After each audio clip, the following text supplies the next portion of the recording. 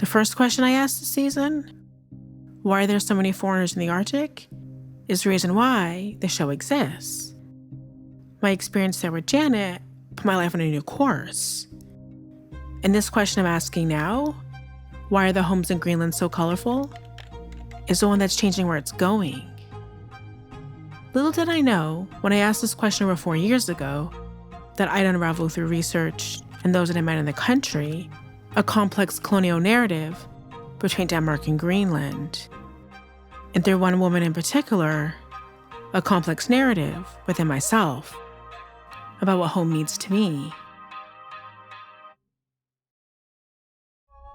This is a story about the dark parts of history and the dark parts of ourselves that if we confront, we can begin to see the light. Hi, I'm Kamari. I'm an Arctic lover and explorer who spent almost the past decade of my life up north. And on my first trip to Greenland, I stayed with the sweetest B&B host, Hansin.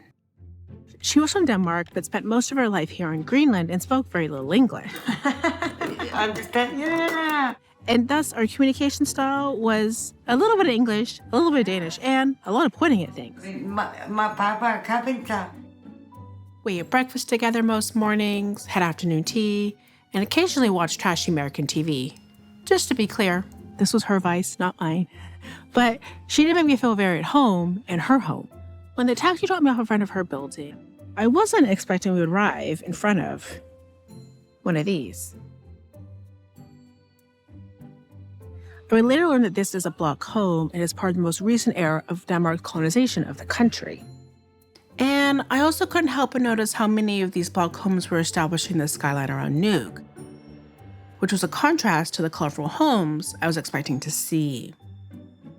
So when I arrived in Qullissat a few days later and took a walking tour, the guide there spoke about the Blok homes and their shortcomings when it came to accommodating Inuit lifestyle, and some of the same challenges too with the colorful homes, also built as part of the same era.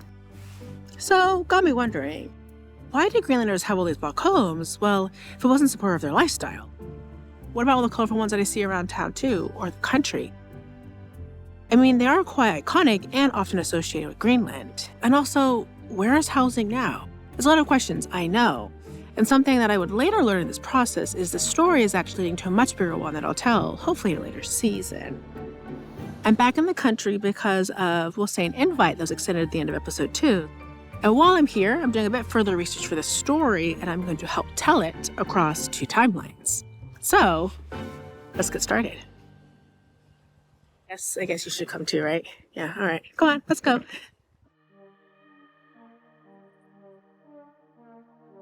Nunarput is a part of Inuit Nunat. It's not a Nordic country. Colonized by Denmark and the Nordic countries, just like Norway, which has been under Denmark as well. And they, of course, favor their history to tell about our country and who Nunarput is. Inuit, my ancestors lived in Nunarput for thousands of years. And the ancestral traveling stories have been given from generation to generation. And by colonization, somebody else decided to tell the story in their own terms. These are my friends Mikali and Claudia. They both are from Nunarput, but live in Denmark, studying Arctic studies at the University of Copenhagen. Now, in addition to my own research, they've been educating me on the true history of the country. A history that hasn't allowed them to fully understand the origins of their current self-identifying terms and embrace the given names of their land, people, and language. What the indigenous population have called their own country as Nunarput, they call it Greenland, and that's the story that has spread around the whole world.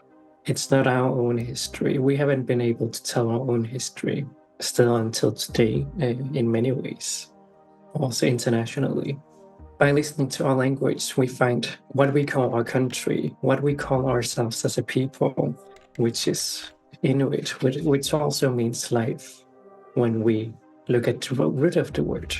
And if we look at the I in the Inuit, also the first letter to imilk, we all contain water. What contains most of the world? It's water. Inuk means a human being, but it also means life, alive. We all humans, we are all life. A history that has allowed them to embrace their indigeneity, which we'll talk about later on, and a history that has allowed them to learn about the power of their ancestors. What I can hear now, also studying Arctic studies, my ancestors lived and was thriving in the homeland. Wherever they go, they call it Nuna. That's where the word is coming from, Nunarput. And the housings were made through use of and reuse also from the things they could find around. This is also a life where you don't misuse the nature to your own gain. This is where you respected. Every tiny existence was respected and honored. We get everything from the nature. And that's the beauty of their language, Inuit, in their way of living. It's about respect and life. So for me, I respect them by using the terms rooted in their language, words that can be traced back, even if they aren't officially used in the country. And even if there are ongoing conversations about which terms it would be if they were to change them, all of which we'll discuss much more after the season. And I also respect them by trying to learn their language. And while it's been a learning journey on both fronts, and I didn't always get the terms or pronunciations right on the ground over the last 2 years, it's important that I keep trying. Now back to the story. Inuits were in Greenland long before the Danish arrived, and they actually built their own home for thousands of years. They could accommodate their own needs, how many people there were and what seasons, and they could move around within the regions depending on whether they needed to be close to the sea ice, for example, and hunt seals, whether they were going inlands to hunt reindeer, or whether it was summer and they needed to catch a lot of fish to dry up or a lot of berries to get through the long winters. That's Asta, and she's an Inuk archaeologist, specializing in Inuit architecture and landscapes. We first met on Zoom and later in real life in Copenhagen. Well, Danes colonized the country at a few different points in a historical timeline. When they would come over, they'd build their own homes. So actually the tail end of the island, which is down there, that's where sort of some of those original homes are from. On the ship, I actually stayed in one, and it is actually considered a historical home from that era. Point being, Danes built their own homes while Inuit lived in theirs, and those timelines didn't intersect until the 1950s through the Resettlement project, which we'll discuss later on. There are 4 main migrations of Inuit to the country over the last 4,500 years, and they came in different waves. The first to arrive was the Independents, followed by the Sakwa culture. And next, Dorset culture, we say Dunit. and the last culture, who Inuit are descended from, is the Thule. I heard that the cultures weren't named based on where they came from, but where they were found. Is that true? Yes. Okay, good. I love when information's correct. During these migrations, each culture built homes based on their lifestyle and needs, and in particular, the last culture, the Thule. This culture has vision, the way of living in tents, how to build a turf house, how to make the tools like the kayak and the umiak. This is also the culture that learned how to have a sled dog. And they use various parts of the puwasi, tutut, and afak. And these were used throughout their homes, which we'll discuss in a minute. Oh, and this is Igloos, and you may have seen him in an earlier episode. He was my Decolonizing Explorer tour guide from a trip out to this area, which is called Sermermiut. Now, this is an historic area in the country where 3 of the 4 cultures settled. It's also where remnants of the old homes can be seen today. Up there, there's like stones been left from the tent or from the turf house. There is a reason why most cultures came through this area since the first migration. Okay, so the Sakak was the first to came at the area.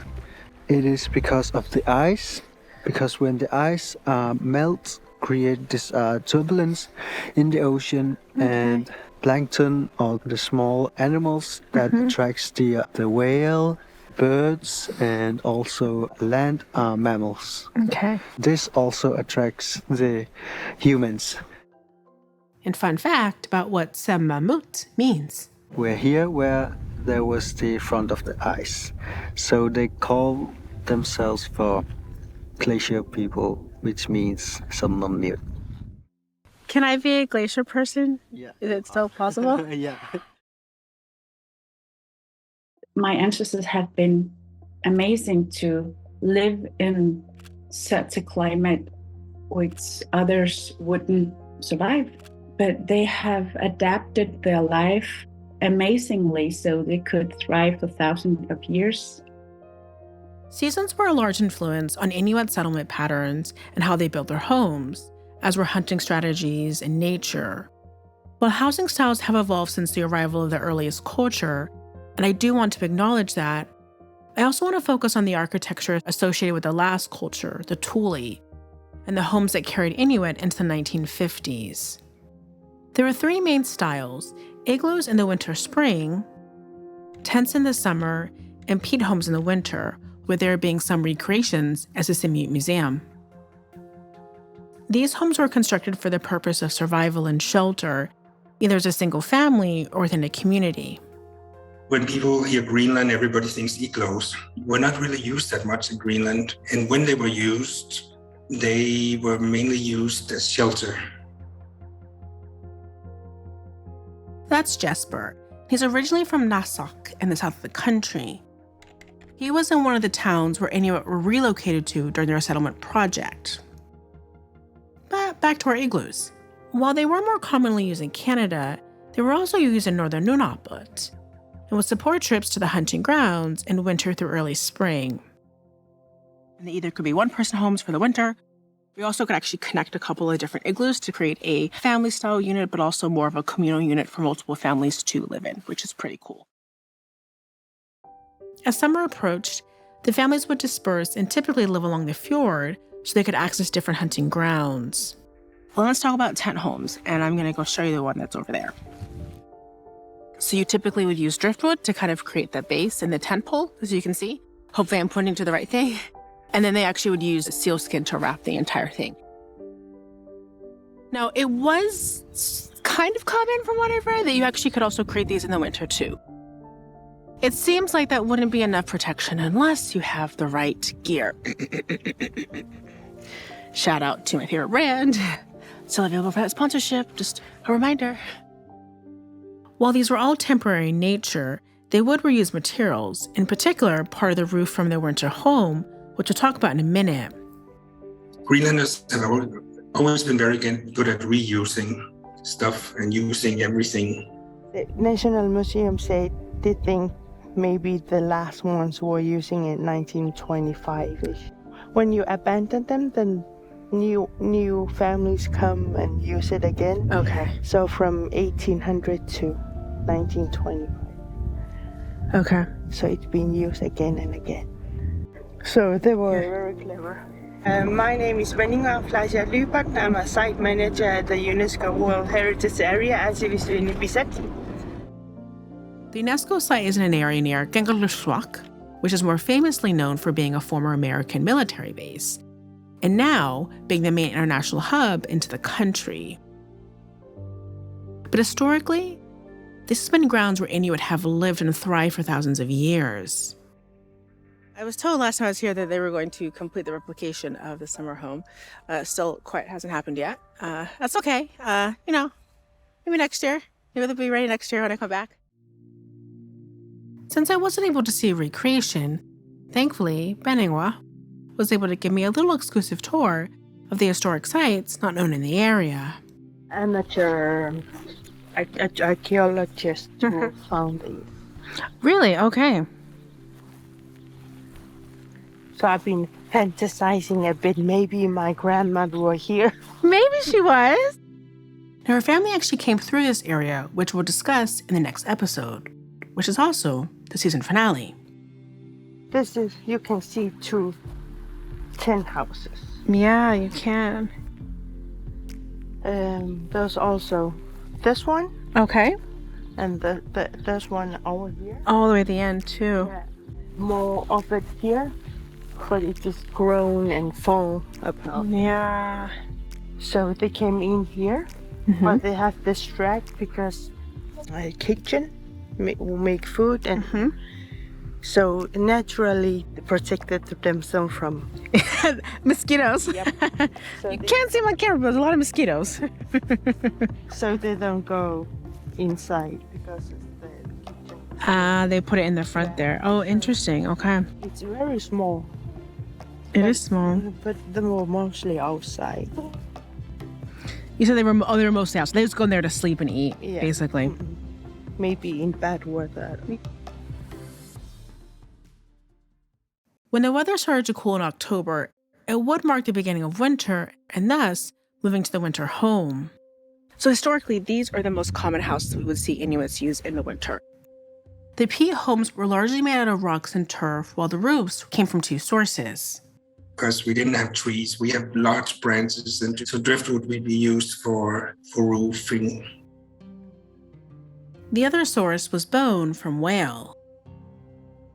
And they also would actually take intestines from animals, thin out, and use it to create the windows.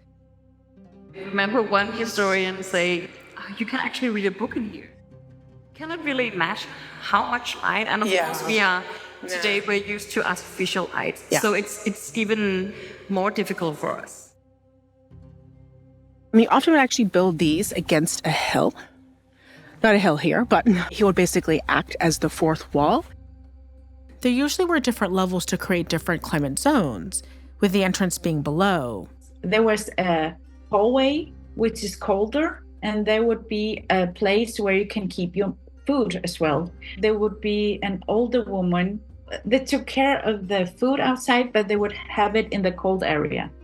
And when you go into the peat house, where you have to go up, when you go up, this is really hot. It's so warm, you don't even have to wear clothes. So this is the way that keeping the heat in the house. Then the 2 levels above would be for living and sleeping.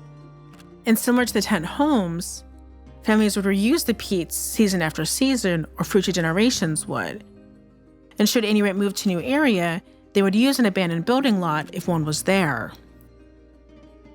One thing that's been fascinating to learn is how the culture has been integrated into the peat home. It's our understanding of the Inuit seeing the winter house specifically as having an inua, an inherent being. It had a sort of human itself, so it had a soul. In the language, the words for the entrance, the house entrance, is the same as the throat. It might have been that the entrance was the sort of throats. Which means the nostrils of the house, was the ventilation hole, because you had those soapstone lamps inside. So you need to have the sun coming out of the house.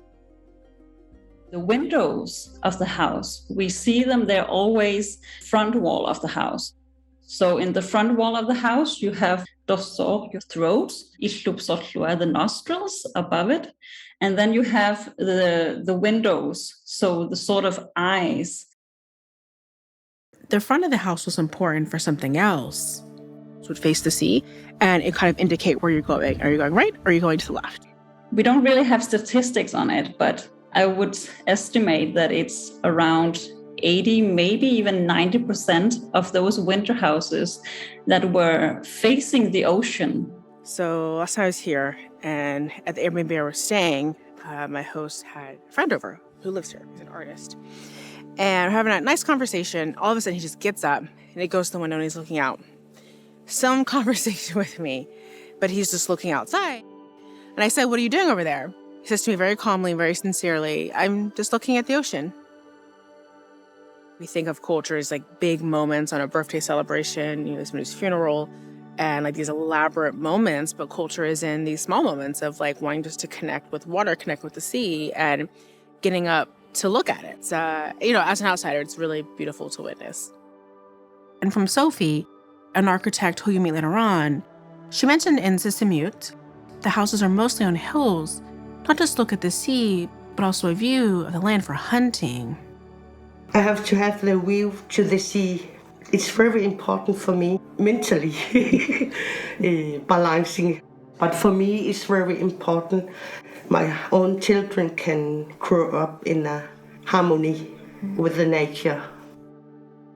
That's Dorte, and you'll meet her later on too. There are actually many rituals in connection to the movement, how it was regulated in the house, such as the belief that human souls came in and out of their human rear, and thus, if somebody passed away, their body would actually be carried out the back, that way, or through the roof, because it would actually indicate the behind. And then if somebody had an individual, they actually would have to crawl outside of the house backwards, and the rest of the residents in the house would have to drink blubber to essentially serve as a protection against the spirit, hopefully not seeking revengeance. In the early periods of the Inuit culture, the houses look more like creatures or beings because they look more anatomic like bodies. Yeah. These earlier winter homes were more rounded and started to shift in shape. Because they were using stone and turf. Okay. While later, when you started to build with wooden planks, then the houses quite naturally would become more rectangular. And specifically from 1650 to 1750, a new type house emerged from East Nunarput that spread across the entire country, the Longhouse that was made for multiple families. The platform here is a main sleeping platform.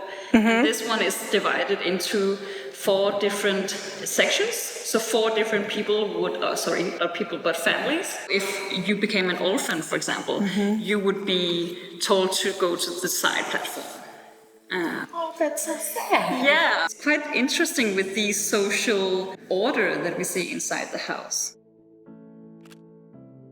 As we've been talking about one side of the housing timeline, the traditional homes for Inuit, the homes they've been largely living in up until the 1950s, it's time to discuss the other, the homes in connection to the various colonization periods of the country, because it had a direct impact on Inuit housing and architecture in the country since.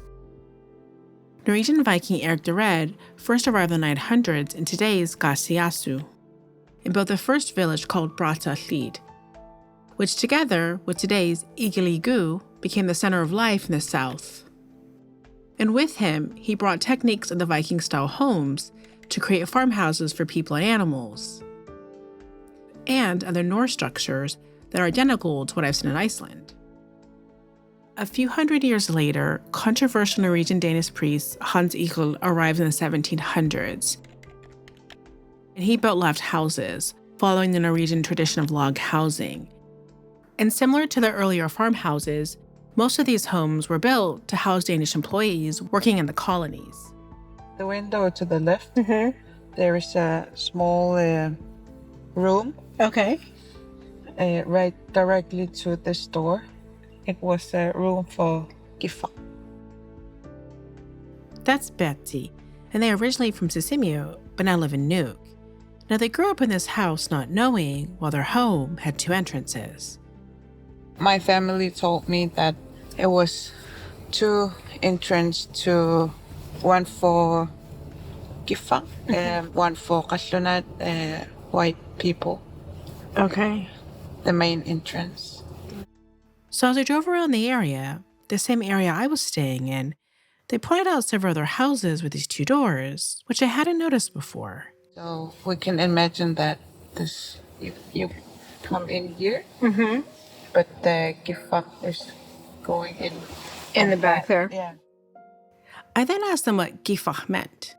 Kiffaq is Inuit a woman who lives in the houses for working for housekeeping and babysitting, cooking, and they are basically caregivers for the house.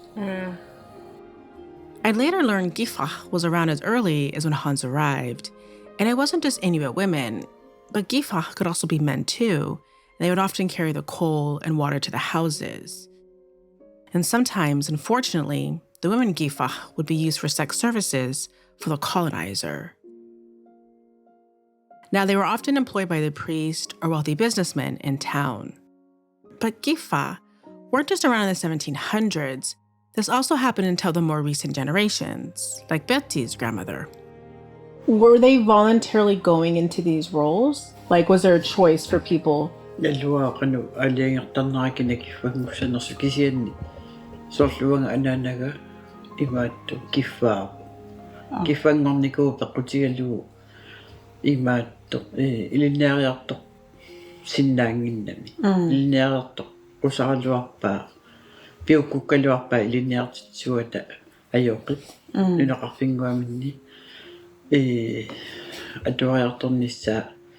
Efter skolan Asien taulam allap misilittarsimagami manitsumingaani ama misiliisup nuuma seminariamma innersuukussusimaluarpa angayoqqavisi erligisarsimagaamikku aallarnissaa atuariartorneq taamanikku qanu aanakkuma ismaqartissimanerpaanit nornoyu foorukkunni taava isianni seminaria kiffassarsiormat kiffassarsiormangu taava kiffatut aallarnisaa akuerisimapaat uurisiussamma taava tassa kiffangoriartorsimau nuu Okay.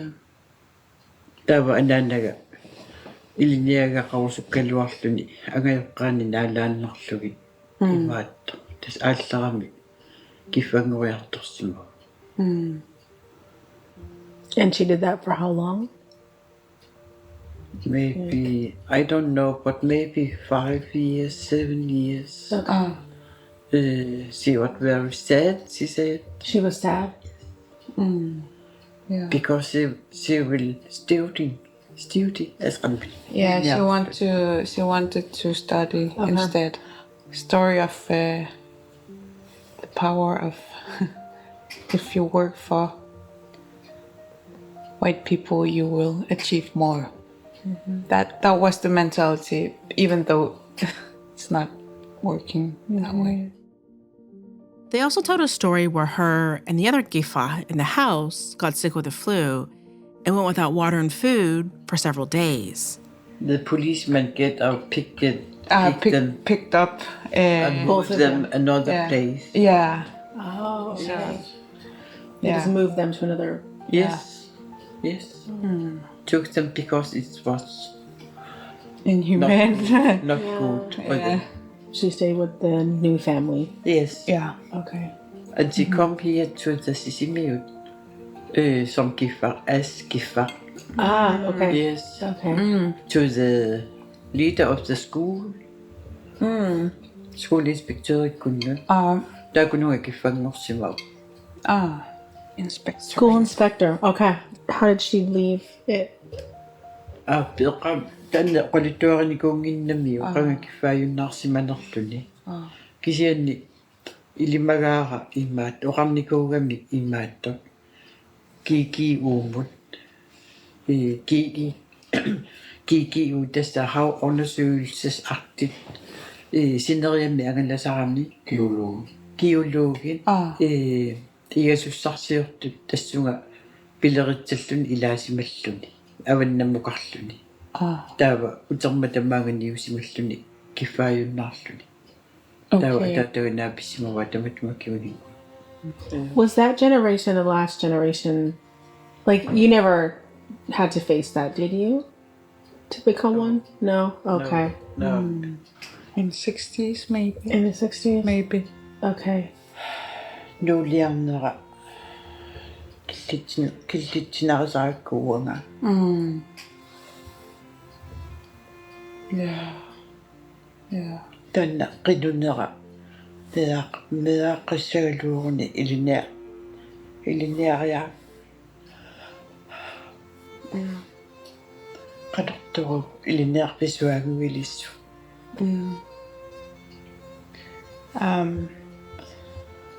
It's a touching history. When she traveled to Nuuk or become a Kiffaq, she prayed. Now I'm touched. She prayed for if she get children, she wishes for that they will achieve some education. Yeah. Achieve, maybe become a teacher or something. To have a choice. To have a choice, yeah. My mom is an academic master's degree. Okay. And two of my uncle's brothers are teachers. Okay. Yeah. So she can be proud. You got to carry the torch for... Yeah, that angosaqassullugu. So, Yeah. bas qinunaratannapiviusungorsimuar Yeah. come true. Yeah, it came true. Yeah. You guys. Yes. Yeah.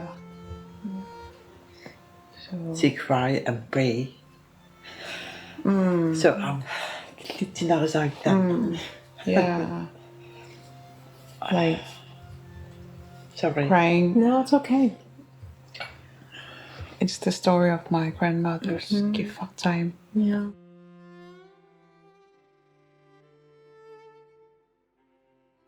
Now back to our story and to Hans. Now we'll talk about Hans and his impact on Inuit in the future, as he's responsible for a few things, including the forced conversion to Christianity. But he and another group of missionaries are responsible for two shifts when it comes to Inuit way of living and building.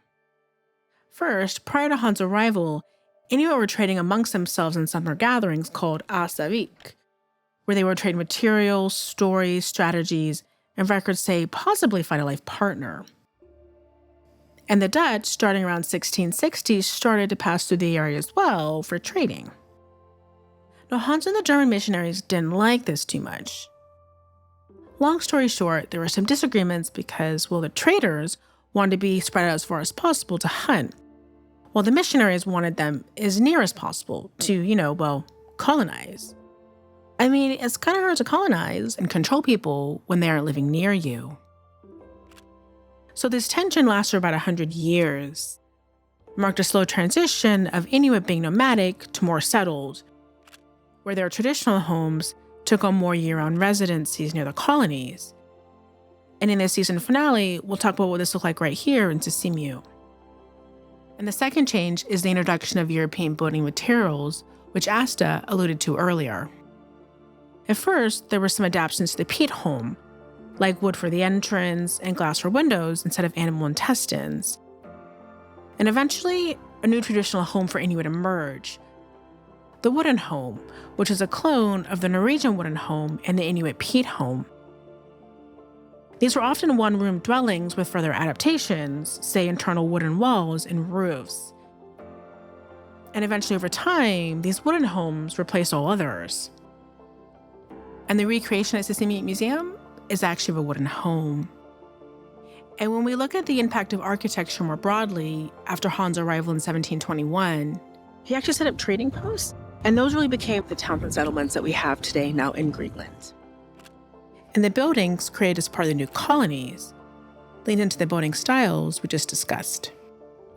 I'm literally walking circles in the Sermermiut Museum Center because it's great, because they have all the houses that, again, really represent the colonial homes, at least from the 1700s. But one thing you probably notice is there's a lot of the same colors. There's a reason why. The intent was to actually create a color-coded system that made it easier for a ship if they were passing by to know, hey, I need to stop, I need to go to the doctor, I need to see the police. The color coding system would indicate where to go. So let's break the colors down. We have yellow back here, which you can see, which would be for hospitals, it'd be for doctors, and for healthcare personnel. With the new green, which you see a little bit here, mechanics there, you'd have like telecommunications, things like that. Then we have blue, which blue is being used here. However, this is a church. As part of the museum, whereas that is actually a functional church, by the way. So this is not representing what it actually stood for, but it was for fish factories, which is very important, which we'll discuss in a little bit soon. We have black, which would have anything black here, but black would be, or was for police stations. Red was kind of the main color for a lot of things. It was schools and trading, churches, a lot of churches. This is why, if you go to any of the old colonial centers, they all look the same. The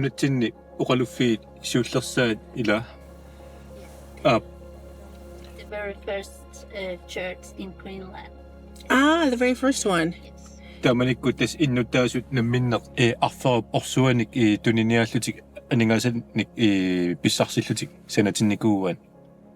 That's Malik, and he's the mayor of Kiffaq municipality, which actually covers the Assimilates area.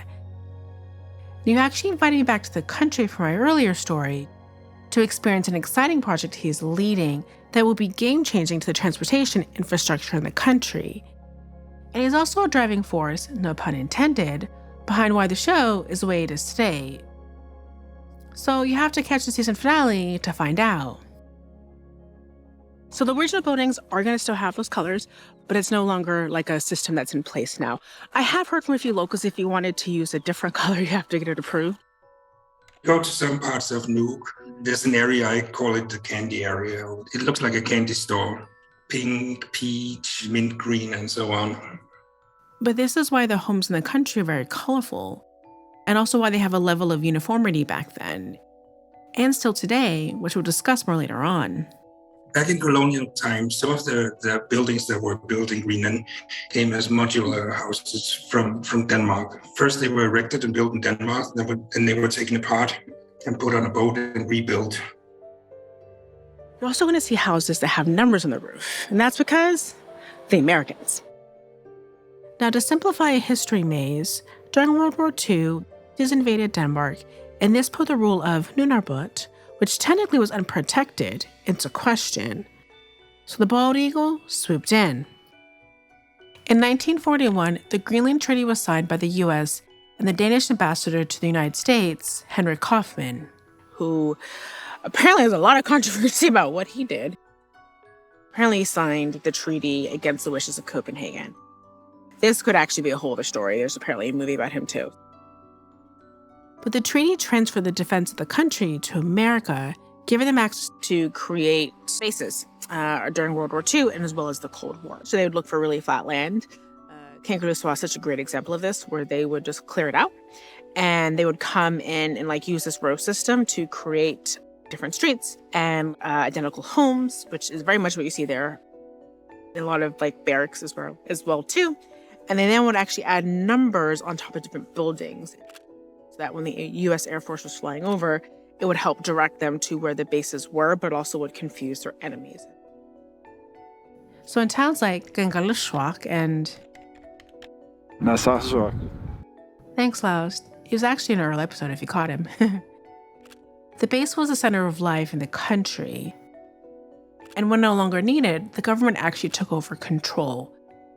Though I should say the Americans still have a presence there, which we'll discuss more in the season finale. But most of the existing infrastructure is still in place, with the airport in these two areas specifically functioning as the most important airports in the country. This explains why some towns and homes look entirely different than others. We are now going to jump to the 1950s because two very important things happened, and they influence entirely what we see today in Greenland. First, after World War II, the UN was created with Denmark as a founding state member. Now, they agreed to honor all the UN chapters, including Chapter 11 around decolonization. Now, at the time, more than 750 million people were living in dependent territories. And to help lower this, the UN required every state member to not only provide a tally of their colonial territories, but to improve conditions and support the development of self-government in their respective areas. Now, even though Denmark had been colonizing Nunarput for hundreds of years, they were reluctant to disclose it's a Danish colony. Why? because they saw themselves as a benevolent colonizer and convinced others of this as well.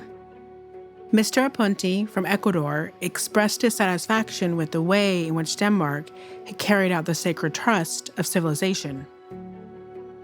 But alas, they made their disclosure in 1946, and 2 years later, the Greenlandic Commission was created to improve said conditions via a report known as G50. This report covered a few areas of planned reforms to quote-unquote improve the country, including evaluation of all the Greenlandic homes, and they found they had bad ventilation, which increased the spread of diseases like tuberculosis. Huge problem in Greenland. And my grandfather and also my aunt died from tuberculosis. That often, the tuberculosis often spread because there were too many people in the small houses. In the early 1950s, Nunarput's colonial status was up for vote in the UN, a vote that would jeopardize Denmark's grip on the nation. So what did Denmark do? They revised their constitution to include Nunarput. So in 1953, Greenland actually moves from being a colony of Denmark and actually being fully integrated to the kingdom, effectively becoming like a district. Inuit in Nunarput were not asked to be part of Denmark. There was not a public election. Denmark decided it for themselves, in my opinion, kind of. Even though that they claimed that Nunarput had a council that accepted it. But who was the highest ranking in that council? It was a Danish authority. Now, this move consolidated and assimilated the entire country into Denmark, which actually appears to be the opposite of the decolonization intent of Chapter 11. But again, because Denmark was perceived as a benevolent colonizer, the UN voted in favor, and thus these two countries became much more intrinsically interlinked. My grandma, from my dad's side, is born in 41, so she was born stateless. It was only people that worked for the colony, so when they were good to the Danish colony, you were granted citizenship during the colonial era, from Hans-Egil arrived until 1953, even though that we are still a colony of Denmark. We are a neo-colony of Denmark. And the colonial ties, they haven't been cut yet. Not all of them, even though that we have a self-rule government. Every single Inuit became a Danish citizen and got Danish nationality in 1953. The nationality of Inuit not being acknowledged by the Western countries. Our nationality has been tried to be erased. I asked him how this made him feel. Growing up, I didn't really think about it. It was just normal for me because that's what I was born into. But since I started questioning what is written in our nationality and how we are assimilated into Danish nationality and the Danish system, etc., it's not comfortable for me to say that I'm Danish by nationality, even though that I am, since other people within the Kingdom of Denmark has a nationality that is acknowledged by the state, where they even have it written in their passports. The Faroese nationality is acknowledged as Danish Faroese, so why can't my nationality as Inuit not be acknowledged within the Danish state? So each country within the kingdom has an option to receive a country-specific passport, or a Danish one. While the so-called Greenland and Danish one is red, the Faroese one is actually green. But back to our two passports at hand, they both are pretty similar. Your main difference is going to be the languages that are featured inside. Inuit West Greenland, Qullissat, Danish, and English. Then the other one has Danish, English, French. Oh, we'll talk about Qullissat and Qullissat Nunat after the season. Those are the official terms for the country and their language, but they're also colonized too, which, again, we'll discuss at a different point. The other difference is the countries that are acknowledged in the passport. Over here it says Greenland, Nunarput. Well, the Danish one just says Denmark, and they both, of course, say Danish under nationality. And there's another difference. You can only order this so-called Greenland one if you're in the country. And in Denmark, it's only possible to get this version. Because they will say you have to be a resident in Greenland to get the Greenlandic nationality passport. I'm a resident in Denmark. I turned up in the police station here to a Danish authority to order this one. And they even asked me, do you want us to send it to your address in Denmark? There's like a double standard within the system. Back to the story. After the country's new county status, the first line of business, was to update the housing per the G50 report and later G60, as this was one of the other factors that carried the UN's vote in Denmark's favor. Oh, and the other? Nunarput receiving 2 seats in the Danish parliament. So in the mid-1950s, the resettlement project began. But before we get into it, I want to say something. Really sensitive to the fact that there are many aspects to the assimilation that occurred in the 1950s, 60s, 70s, and beyond when it comes to Denmark and Greenland. And so the story that I'm telling is really focused just on one particular aspect of it. It is my desire, and part of the reason why I actually am back here right now on this trip is to learn more so I can develop further stories about the cost, the human cost of Danization, which is still felt today, a period that the New York Times referred to as causing more colonial damage. Damage that I've witnessed firsthand.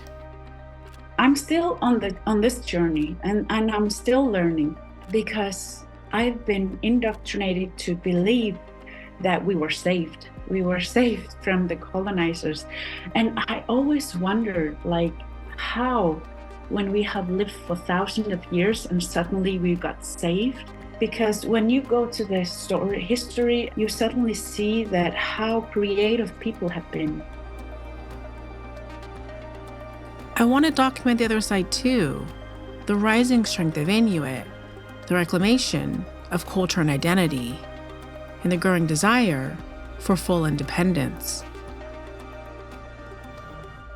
So what exactly happened during the resettlement project? Houses built with a Danish mindset, lacking the Greenlandic needs, so to say, for what houses should fulfill for their living. It was exercise that was done in the best thoughts and so on, but it also had some consequences.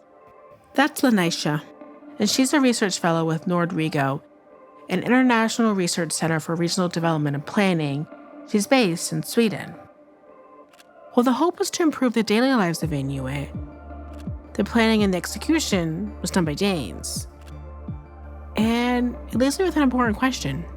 We have a group of people sitting in another country in Denmark, largely Danish, but there were some Greenlanders that are a part of this, so we can't, not acknowledge that, making decisions about Greenland based on Danish standards. It does make you wonder, is that what's best for Greenland? Is that the best way forward, the best process here?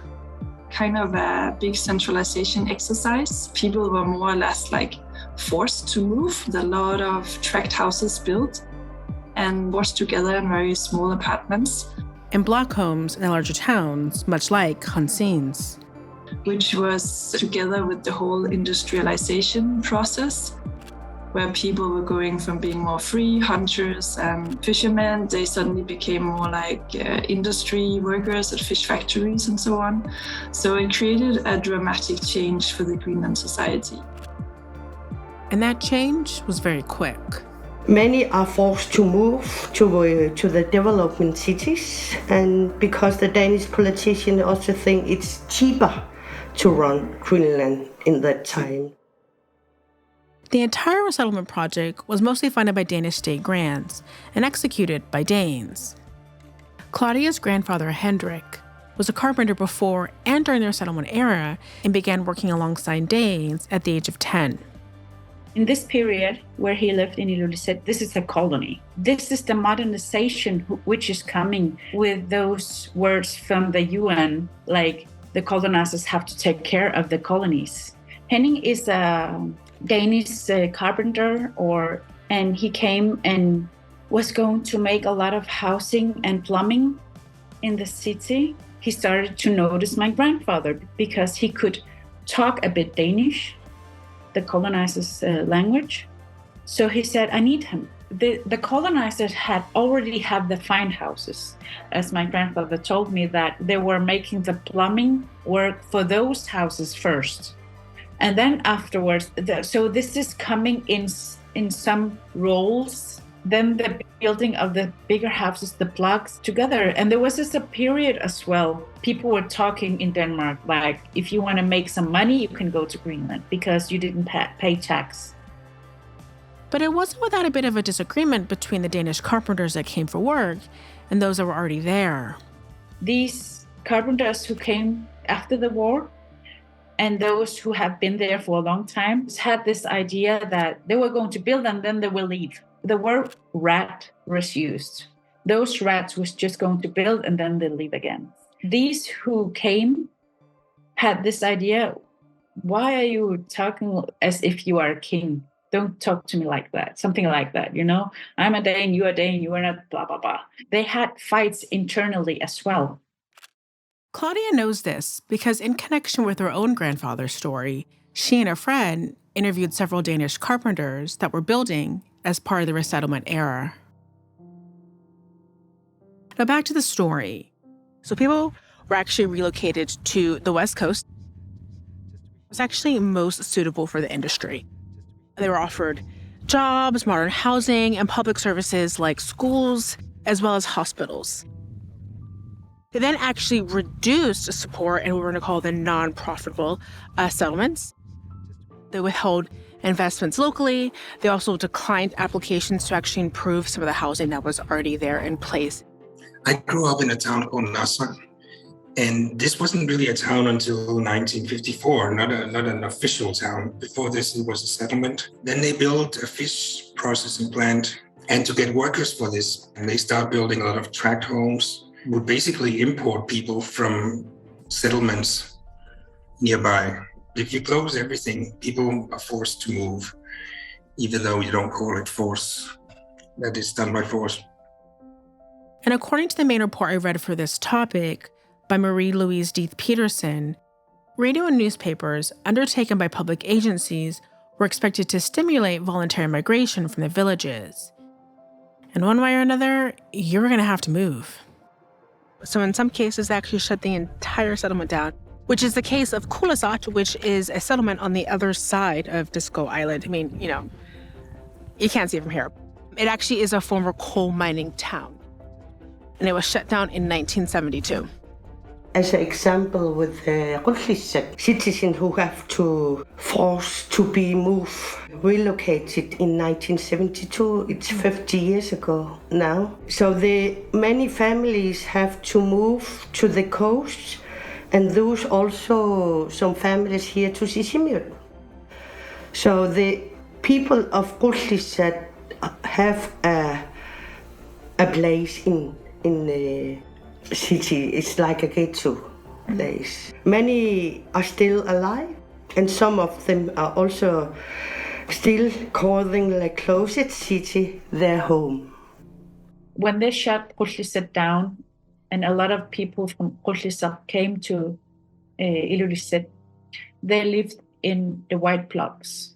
And then the church, it was packed and then shipped, and then they built it just near the white blocks to have some recognizable, I think.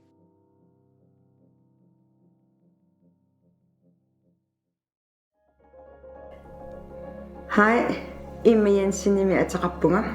Qullissani ininguorpunga 1962-simi. 70-simi maangasisimiunnuuppugut. Taamanikkut arfanarpingasuinnarnik ukioqarpunga sisimiunnuukkatta. Taamaamammi eqqaamasakka ikittuarassuupput kisian eqqaamavara illoqarfik manna angisooruissuusoq Qullissaninngaan Nalerqiullugu. Emma was resettled from a 2-story home in Qullissat. Blok. You moved into a block home? Yeah. Takisaaquyuruissuit 4 sal. 4 stories, very big. Taamanik tupannarpoq maanganoqqaarluni illut taam portutigisu plakkit taasoorlu aqqaluanguara oqartuinnanngorluni anaanaa illutsinnu nunammu tungasimut angarlarusuppuga. The government's plan was to actually reduce down these settlements by 35% and then increase the towns by 75% by 1975. For the 19 larger towns where the fish production was concentrated, they built huge blocks of flats made of concrete, which had modern facilities. The aim was to provide housing for all married couples, 50% of the divorced, and 25% of young people over the age of 20. To the Greenlandic population, it was a huge shift to move from your own little, let's say, peat house to the bigger blocks. But like in many other countries, there were good sides and bad sides. The good sides were that these places had running water. They had nice toilets. They had showers. When I lived in one when I was a child, apart from the living room, we also had 4 bedrooms for a family of 5. So that was quite good. I imagine it probably was nice for some of these families to sort of have access to like luxury items or amenities or things like running water. I think the block homes, from what I have read and talked to people, it didn't really take into consideration culture and some of the traditions, and that kind of created quite a few downfalls in the home. The entrance hall was really small. It was not more than maybe 2 square meters. For that, you have to have all this. We have a lot of layers of clothes in the wintertime, especially. And it was really hard to get into the apartment. But you can see over the years that they learned from this early mistake. So they made the entrance rooms much bigger. I lived in the middle of the block. So I would pass, on a walkway, I would pass maybe 5, 6 apartments. And people were storing so many things on this walkway. They'd also store things like hunting and fishing gear on balconies, as there was no closet space. And there was simply no place for their dogs or dog sleds. And they often clogged up the drainage system when cleaning their meat, as there was no dedicated space in the apartment or clean area outside their home, like there was previously with the peat homes. And these are just like really basic functions of, an Inuit lifestyle, and block homes didn't have any sort of considerations, embrace those sort of parts of their daily lives. It is difficult to cut the seal in your kitchen where you have the dishes, where you have the cooking and everything. People did it anyway. They couldn't cut it outside because these blocks, there's no room for that because everybody was walking around. But in the newer times, you have to take care of the meat while you're in the nature. Like my grandfather, when he catches a seal, he take it on top of an ice. He cut it in bigger pieces. And when he go home, my grandmother can just take the chunks and cut them to smaller pieces, and then she would freeze them. I've never myself lived in one of these concrete buildings, but I can only imagine that you would feel even more claustrophobic. And especially if you were a reindeer hunter and you needed all your gear, where can I put all my gear? But the block home style was an economical choice. Laying the foundations for buildings in Greenland is often quite expensive. And it was one of the reasons why we started building big blocks in Greenland, because it was cheaper to develop sewers and stuff for these big houses than for one-family houses. 3 groups of carpenters who I was part of interviewing saw this issue of the new housings because they were like, what is this? What are these houses? Where are they going to cut the seal? Where are they going to boil everything? The minister of Greenland didn't want to listen to us. We tried and tell them this is not good for Inuit. So they actually fought for Inuit and they could see the issue. But nobody listened to them because the Greenland minister was really arrogant and say, this is what you're going to do. And they sent these housings, which were the cheapest. The initial apartment units that were built were a max of 65 meters squared, which was the exact size of my own apartment in Salzburg that comfortably fit one person and a cat. Blok P was the most famous block in all of Greenland, located right here in Nuuk, and actually used to be right behind me there. So all right here. Yeah, all of that. Okay. Blok P used to be right here. Wow. So the blue school and the school up at Radiofeltet, and then there was a school over there called Roskilde. They're all gonna be in this institution. It used to house 1% of the entire population. And when it was built between 1965 and 1966, it was actually the largest apartment complex in all of Europe. At 231 meters, with 64 apartments across each of its 5 floors, for a total of 320 apartments. Now it's actually been dubbed as one of the greatest failures of the project because it really exemplified all of the housing structural issues that we've been discussing. And it was torn down in 2012 like many other block homes across the city. I love this image. It's a Inuit woman with a polar bear. I love polar bears. So what actually happened to the residents of Blok P? This is where they moved.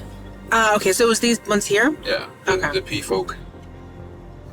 Actually, I saw when they tore down the Blok P thing. It was very weird suddenly just to have an empty spot. But it's a very interesting building. This is the newest area of the city. I've only been here once, this part. From over there, center of town, to the outskirts here in Nunarput. There's been quite a few critiques over the years that the new housing that we're seeing here is actually failing to meet urban planning requirements. In the words of architect Thomas Riss, there are no places to sit in private, sit together and shelter from the wind, or to play. In this dystopia of a Soviet coal mining town from the 50s, there's literally no place at all. So it has been about a decade since the original ones were built. And there's actually a playground for that batch of buildings. And there's also a playground now over here too. So we are seeing the addition of a playground, but there's still no private space or really any place to shelter.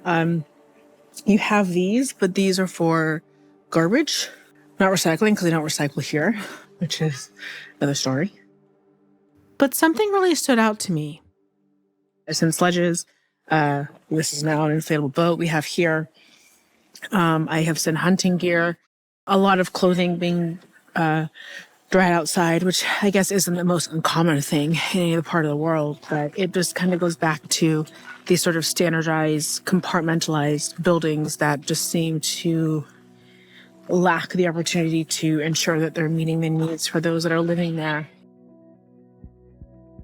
Back in the center of town, so blocks QRST used to be right here behind me with a prime location of overlooking the fjord right there. So because of low maintenance, they actually tore all of them down except Blok T, which is the one at the very end, if you can see that. In its place, they built 7 towers, which you can see behind me. Of the 7, 3 were turned into co-ops and then later turned into condos. And the rest are actually reserved for self-government employees. In a study that I read, the people that were part of the blocks that were torn down were supposedly given an option to buy into the co-op. Did your family have the option, because when they built those new silver ones, to buy in, did your family have the option or did they just go elsewhere? Of what I've heard, yes. They did? They had an opportunity. I grew up in Dorpenguin and they were promised new apartments that my parents will have the first movers to choose if they want to stay. Yeah. And after being moved, they never got the opportunity to move to the new... the silver ones that we're seeing here? Yeah. Interesting. That's Anginga. His family was resettled from Qullissat, and he grew up in Nuuk. After Dubongalwick was torn down and being unable to return, they moved to another block building nearby. For this trip, I'm actually staying in one of the condos. Owner bought it for 3 million kroner, which is equivalent to about 400,000 euros, and this was about 5 years ago. This might not seem like a lot, but when you look at the average salaries in the country, 32,000 euros for women and 40,000 euros for men before taxes, with their tax rate being between 42 and 44%, it's most certainly a lot. Now, onto the other homes that were built during the resettlement project, the Tract homes. And then for the approximately 75 settlements, the GTO, they actually created Tract homes, which are effectively 1 or 2 story homes. So it's kind of like the one that you're seeing behind me over here. So these had proper insulation, they had wooden floors, and they had windows. So these houses were really kind of created, and you sort of see them all along the coast. And this is probably standard to what a typical person may think a Greenlandic home looks like. But similar to the Blok home, there were challenges with these houses too. Elizabeth is originally from Denmark, and she moved to the country over 40 years ago. She lives here on Disco Island with her husband, who was actually resettled from Qullissat, like Emma, to Qaqortoq. And they own a few homes on the island, which they rent to both tourists and sometimes long-term tenants. And she gave me a tour. A typical Tract home was in 2 stories, where you came in and there was a kitchen. This kitchen is original from when it was built. It was what, sorry? This is the original. Oh, this is the original. Okay. Yes, not that one. Okay, all this below. Yes. Oh, that's beautiful with that. We have painted. You can see the different. Oh, the new. So you've updated it. Yeah. Okay. What kind of flooring is this? Linoleum. And it's new, but we move the old linoleum and under there is wood. Okay, there's wood. Yeah. Like this one here? Yes, like that. Okay, so this is original, the wood there? Okay. This one. Okay. This is technically 2 homes, and they broke down the wall in between so tenants could share shower access. It also has heating as well. And then they would have 2 bedrooms upstairs also. Little room. Is the doors original too? Yes. The doors? Okay.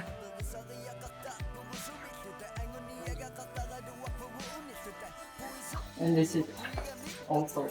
Ah, okay. Those are original too? Yes. Was the color original? Or did you paint that? Okay. Mostly they were green. I don't know why. The walls were green? Yes. Oh, interesting. In the most of the house. Okay. And then we have made a new floor here, but also is that one. And I don't know why. Oh, you can shout to each other. Because one door isn't enough here, so we need to have a second door. Yes, but I think maybe something around fire or something like that you can okay. maybe go that way. Okay. Second escape. But it has also. It just closes. Yes. A lot of these buildings didn't have water closets. So the toilets where you went out like we know today. Did this house come with a water closet? No. Okay, I've heard about these houses where the chocolate man comes to visit. Also in our house, there is closet. So in your current house that you live in? Yes. Really? Yes, yes. Okay. There's a lot of houses. Yeah. And that's here in town, you would say? Okay. And in the small bygder, I don't know what in. The smaller settlements? Yes. Okay. Okay. It's the same. And these houses were built without a bathroom. Ah, okay. So we have made a bathroom. Yeah. Ah, so you added on. This but only one. Ah. Oh, so this is what it looks like. Yes, and then you use the black. Oh, wow. And when they are getting a little more than half full, you still it outside and they come and take it. So you put the black bag in and then it stays for, you said half full, and then it goes out. Yes. Wow. So then what is this for, the big pipe in the back? It takes the bad smell. It's the ventilation system. We are using this one also because it also takes care of beds. Wow. Elizabeth and her husband typically take it out once or twice a week for their guests or residents. But I was curious how it had a shower, but no toilet. It's actually surprising that they're able to wash, but there isn't a water closet. Because that's no, I guess it's two different systems, sewage versus water coming in. Yes, but the water goes just out there. Okay. There's no line. So it just goes out of the house and to the ground. Oh, interesting. Okay. But back to the deposits. Residents put them in black boxes in front of their home. And then they were picked up by the chocolate man. Once you see one, you basically always see them. So like, I'm down this street and I see three right in front of me. How often does the chocolate man come? Is it once a week or varies? No, you decide by yourself. Oh, okay. So many people in the big house and Yeah. you have to do it 3 times a week or more. But does he drive around and pick it up, or do you have to take it? Okay. You drive around it. When does he drive around? Daytime. So I'm pretty sure I found a chocolate man right here. I'm pretty sure it's him. What's funny is I see him multiple times every single day. He always says hi to me. It's very nice. He's always driving that truck. It's actually exciting. Is audio working? Yep. It's very exciting because on this trip, I'm actually getting a chance to stay in one of like the homes from the like 50s, 60s, 70s era. Like one of the type houses where, yes, water closet is kind of outside the house. So I'm staying with a friend. He's at work. Said it was okay to film inside the house. So let me take you on a tour. Really, the tour is just to see the toilet because that's the most interesting part. But there actually are some other correlations to the homes that I saw on Disco Island that I also want to point out as well too. You can see basically this is the like hallway. It's very short, as we've talked about in these type homes. And then the first door we have here, this would be to the magic room where it happens, quite literally. The water closet, aka the poop room. I'm gonna be honest and saying, for me, this has definitely been an experience because it's like basically like a porta potty. Except I think you can see more than you would see in a porta potty, if I remember correctly, depending on which ones you are. It's a little better knowing it's like just you or like you and your friends, depending on how many people are in the house. So I'm here for a week. First like 2 days. If I was going somewhere, like I'm gonna go to the museum or I'm gonna go to the store, I'd be like, well, I'm just waiting to use the toilet there. And then eventually like, I can't keep living like this, Kamari. I need to just use the bathroom. So like I use bathroom. So number 1 has been fine. I've had no issues. Number 2 has definitely been a bigger commitment, a little longer for me to get comfortable. It's not an experience I'm used to having. Like I'm obviously coming from like say a flushing system. And I asked him about the removal and he said that either they can come in and actually grab it themselves, which was like, wow, they come in and they remove the poop bag. Like that's a commitment, that's a job. But other times he'll just actually leave it outside right there. Back to the home tour. So then this is, again, your hallway, which again, I would argue is very short, considering, I would say it's short in general, at least from the traditional home perspective from thousands of years ago, right? When Ashton and I talked about like this kind of being, the entry was like the throat, and it was like long intentionally because it was like blocking out cold air. It is shorter. And that's an important point for me to make now as I continue to walk in. And I'm gonna leave the door open because you need to see the light on my face. So I'm gonna be cold to film this for you. Is when you want to make sure it's warm, you have to close that door, obviously. But this door here too, right? Like this is the other door that you gotta make sure is actually closed. If it's not, if it's like a little bit creaked open, you can feel it. Like you can feel the cold air coming in. So back to her point of like the throat and its intention of being long to block cold, there also is value in that having that length. So next we have the shower, which is also small, but it's not uncommon. Like I will say in Denmark, I have been to Copenhagen almost a dozen times now. And I think every time except once, the bathrooms have all been very small. So this actually is not surprising to me, knowing that, again, we're pulling these type homes and they're coming from Scandinavia, but specifically coming from like Denmark. What is interesting though is the piping. Now, I saw this in every home in Disco Island that I did a tour with. Make sure that's wide enough. Where you have all the pipes are running at the top and it's going throughout the whole kitchen. And then you also have a little bit of the piping coming through here in the living room as well. So definitely the similarities are the same. It's cozy for one person. So this certainly would be more like I would say a single person home. I don't know if they would try to have this be a family home. This would be, I think, way too small because there's just basically like a loft upstairs. There's no washer dryer here, which I would say it seems half and half whether they're actually in the homes here. Dishwasher, and washer dryer. So all three are not in this house.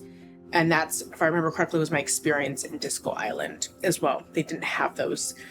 I believe with Elizabeth, they would use like another building. They would use their washer dryer. And if I remember correctly, they would actually go there for showers too, because they didn't even have running water for a while.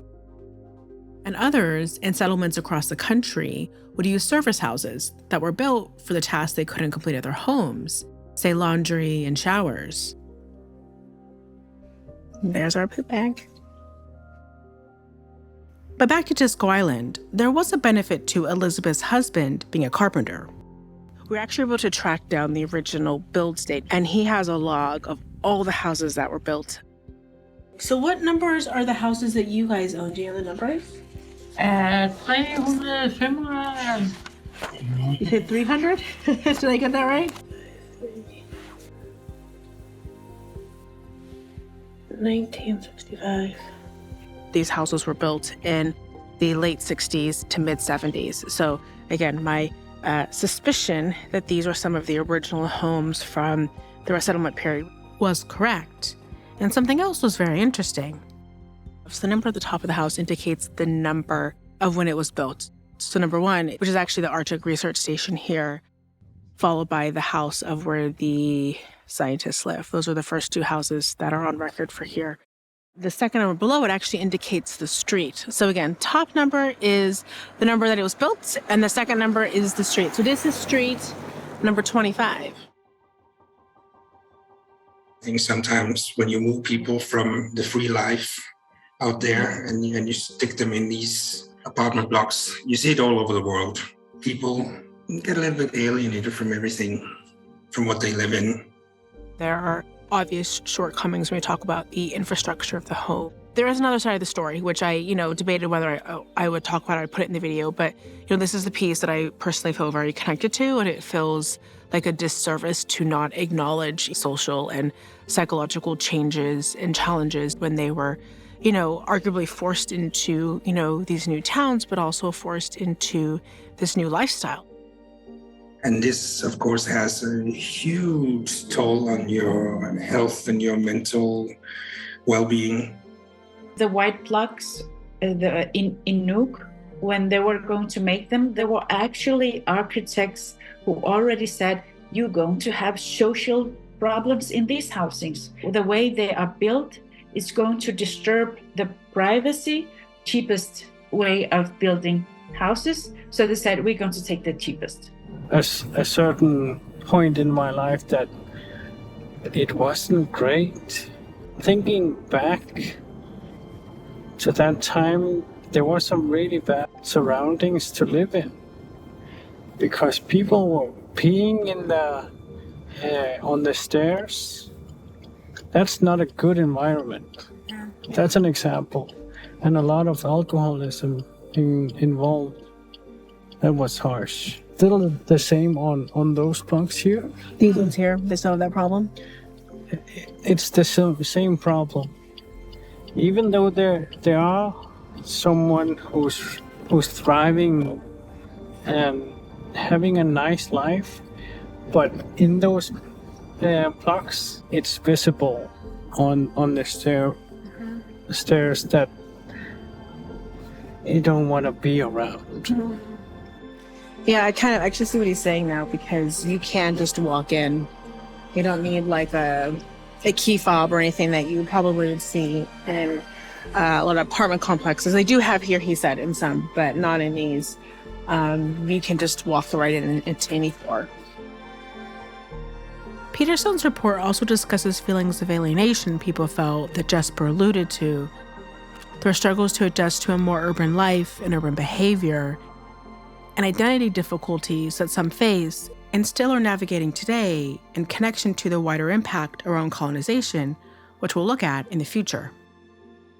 So many people will actually lure to these new towns with this promise of work, yet they didn't realize that they actually were going to be competing with Danes that were also coming over for the same work. Quite a lot of staff residency built also in Greenland, and there's a lot of houses that's connected to certain staff positions. So it was kind of like a very implicit maneuver because these positions require a certain level of administration, education, and it was rare that the Greenlandic people always had the educations or capacity to fulfill those roles. According to the New York Times, Danes were imported to the island to run businesses, and this grew from about 5% of the population to 20% by 1975. Now, while not explicitly stated, this may be in connection to the updated constitution that actually ended the 200-year trade monopoly the government had on the country and allowed Danish private business onto the island. In another report I read, from 1930 to 1958, a number of Inuit and senior staff positions went down from 49% to 25%, and skilled workers from 92% to 28%. There are more and more people getting like master's degrees and getting competences so they're able to fulfill these tasks. It took a while. So in the 50s, 60s, 70s, it was not so common. For example, Dorte is the first local Inuk to run the Sermermiut Museum. Sermermiut being the second largest town in the entire country. And in its history, the museum has always been led by Danes, and only one other Inuk, but the individual was not local. So I spent quite a bit of time with her over the course of 2 days, and I asked her, when you think about what your role is in the museum, how is it important to you and to the community that, that she was local, but she also was indigenous? See that it's very important to have a communication with the citizen when they can use their own language. So we can feel in our work in society that the citizens' understanding means that the museums gets more and more supporters. Being in that kind of position allowed her to build trust with the community and allowed them or encouraged them to be more engaged. She gave a couple of examples of, people wanting to actually donate family heirlooms, people suggesting ideas of exhibits they wanted to see. Engagement concept is very important when we think back to now the 1950s. Danes coming over and being in higher positions, they're kind of creating this environment where their culture and their norms are dominating. Maria Louise talked about people weren't as engaged in be it work or be it society or in places like Sermermiut Museum. Simply put, the presence of Danes put Inuit in subordinate social and economical positions. And this is not to take away from the earlier points of colonization that also created this feeling too. As a nurse at the hospital, I will not get the same possibilities as my Danish colleagues. Or if I was in Nunarput all the time, I would never have the possibilities of those who comes from Denmark. So the structure is still separating, and that is the issue. People from outside came with privileges, and that's why there are so many tensions still to this day, because they're still making difference. After a couple of years since I moved to Copenhagen, I noticed a poster by the entrance to the train station. There I saw some stickers that were put on. Income between Danes and Inuit. And of course, the Danes earned more per month or per year compared to Inuit. Since Inuit are Danish nationals, the data can only be broken down by those born inside the country and outside of it. And looking at the data around primary income shows a really clear picture. Those born in the country earn half of those Danish nationals born outside, and less from others in all the other groups, including other Nordic countries, Europe, Africa, and America. There was a guy where we talked about an issue that he would say, this is Inuit's fault. Like, it's our own fault because we are so lazy. It's like, no, people are not lazy. People are not lazy at all. The Inuit understanding is not about the money. It's never about the money. When you don't have respect, when you don't have dignity, then it doesn't matter. like the money doesn't matter. This is exactly the feeling I can sense in the country too, from those that I talk to, from the stories that I hear, from interactions I've witnessed with my own eyes, words I've heard spoken by Danes. They lost a lot in colonization, including respect and dignity. The alienation that people felt, the kind of promise of housing maybe wasn't delivered on, the competition for jobs now, being in environments where the Danish influence was over prevailing, the lack of actually adequate housing that was really aligned to Greenlandic cultural norms, and it created an increase in alcoholism, vandalism, and violence. I read another report by David Stewart Stevenson about relocation of Inuit from northern parts of Canada to the south for industrial employment in the 1960s. I do want to point out the report uses the word Eskimo. Eskimo is a derogatory word. It's a word that has been used to describe Inuit across the Arctic, and also been used in a racist way in residential schools, etc. It has negative connotations of barbarianism, and is a term that's actually never used by Inuit to self-identify, but is used by Europeans instead. So it's a term that should not be used. While their moves are voluntary, largely for seasonal work and smaller in scale, there were similar struggles of adjustments and assimilations into their new homes. Excessive use of alcohol, job absentee, general apathy, persistent antisocial behavior, and frequent arrest, usually for misdemeanors. Yeah, I've also read too that there were like an increase in alcoholism and vandalism and violence. Was that an experience that you, probably not your family, but that you saw around you in the block? Soorunami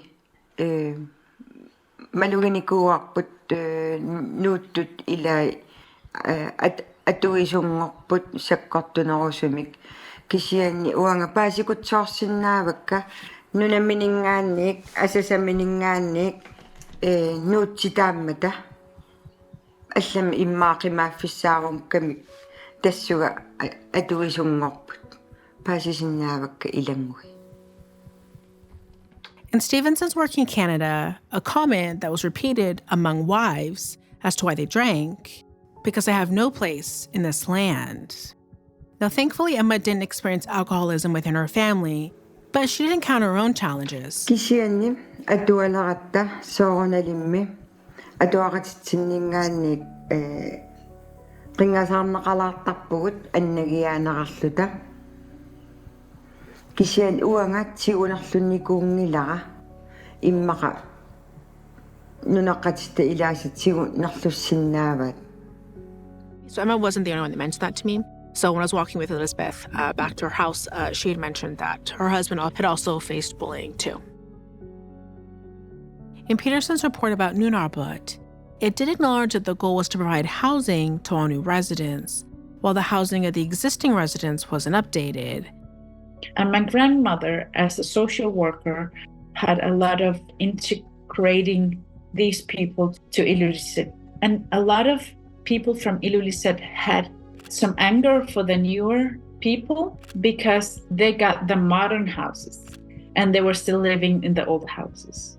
So even though this was a sad situation where people from Qullissat were displaced or they had some privileges in the new housings, the term "annangit" appeared as those who came to survive on our behalf.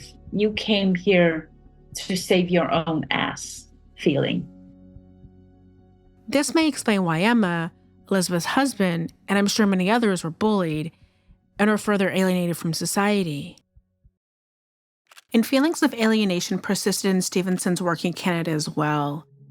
Geographical isolation on one part from their families up north, and the other, instances of company housing for married couples far from town.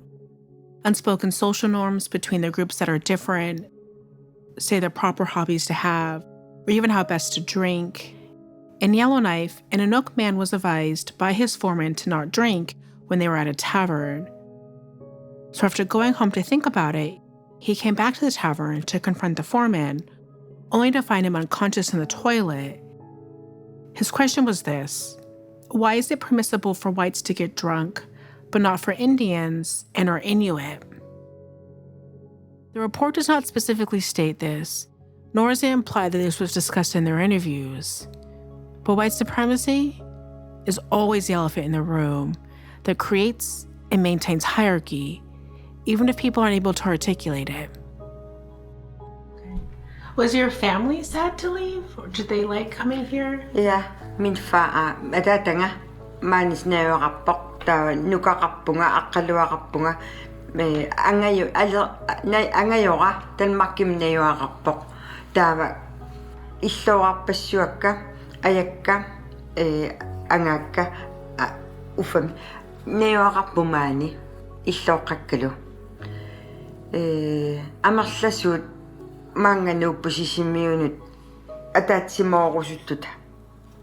Many accepted also that they have to start a new life in another city, but it's not easy for many because they have to go away from what they knew in the city before.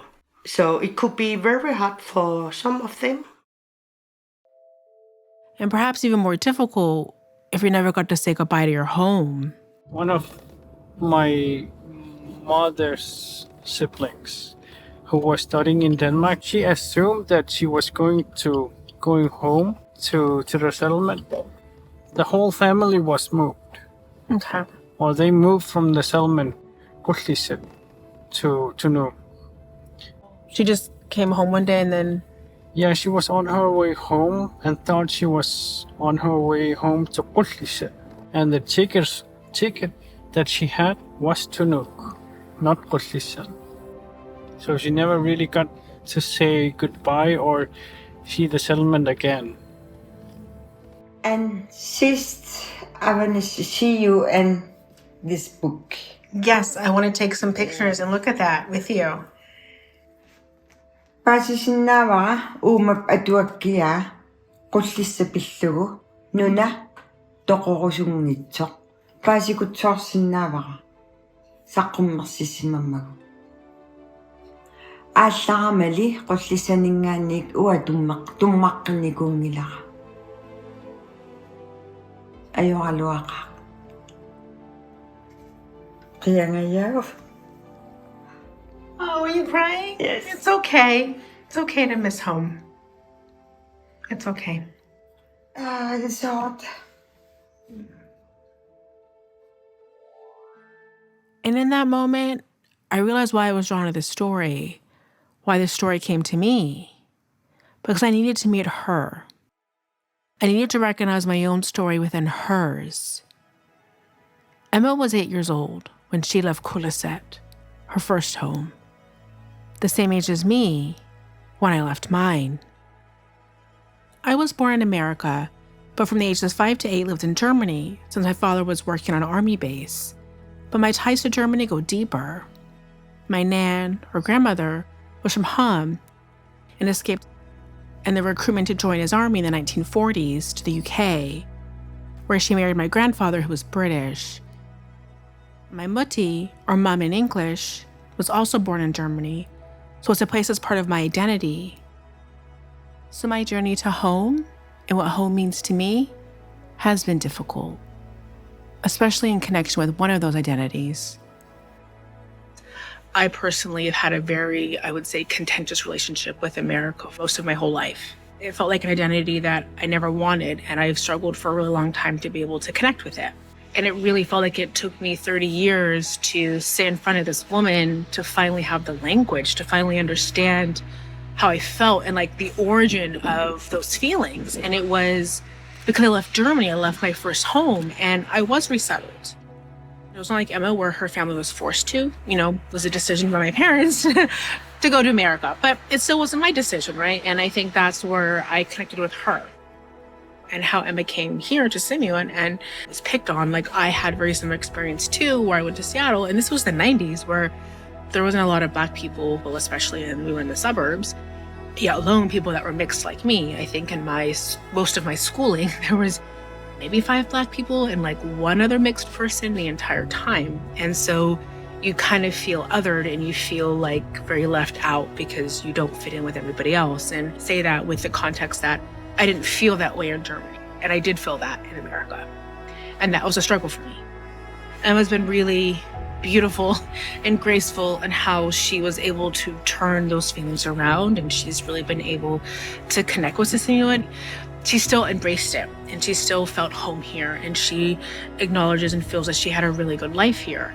And it was really powerful for me to hear, because I've held a lot of negative feelings about America and my identity to it and my connection to it, and I've let a lot of those feelings of my own version of being resettled become anger and pain and a disconnect with a part of my identity. And that conversation quite literally gave me the language to understand, okay, this is why I felt this way.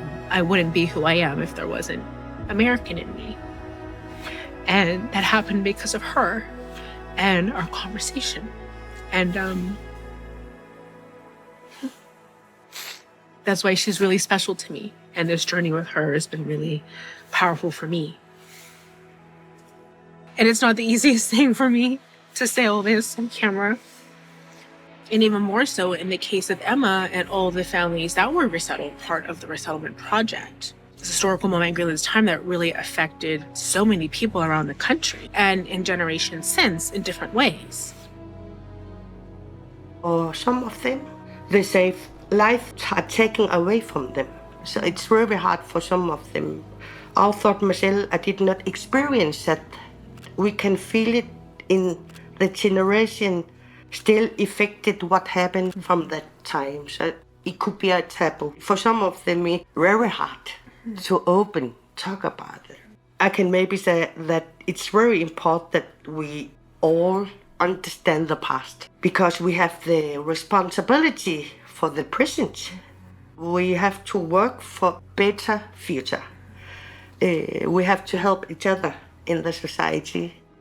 This feeling I had, the unfair feeling of this relation, which I felt was a forbidden subject. In the way we were interviewing, people didn't want to talk about these. There were differences, but we were working together. Like, I was like, okay, maybe it was me. Like, afterwards, now I started to see that why it was not so good talking about this, because it made so much tension. For me, it's like, let's talk about them. It's not because we're denying or we want to erase the story, but it's just to be truthful. That's what I really wanted. And that's all that I want for this story too, to be truthful and showcase the full spectrum of voices and experiences from those that lived it. But is that everybody's story? That's something that was really important for me to find out. Jesper lived in a town where people were settled to, so his experience, though he was a child, and his family's was fairly positive. I just read recently an article about this woman who was saying how wonderful it was to live in this house, because it was like a little village, this block. And when I lived in one, 3 of my classmates lived in the same building. So when I wanted to go on a play date, it was so easy.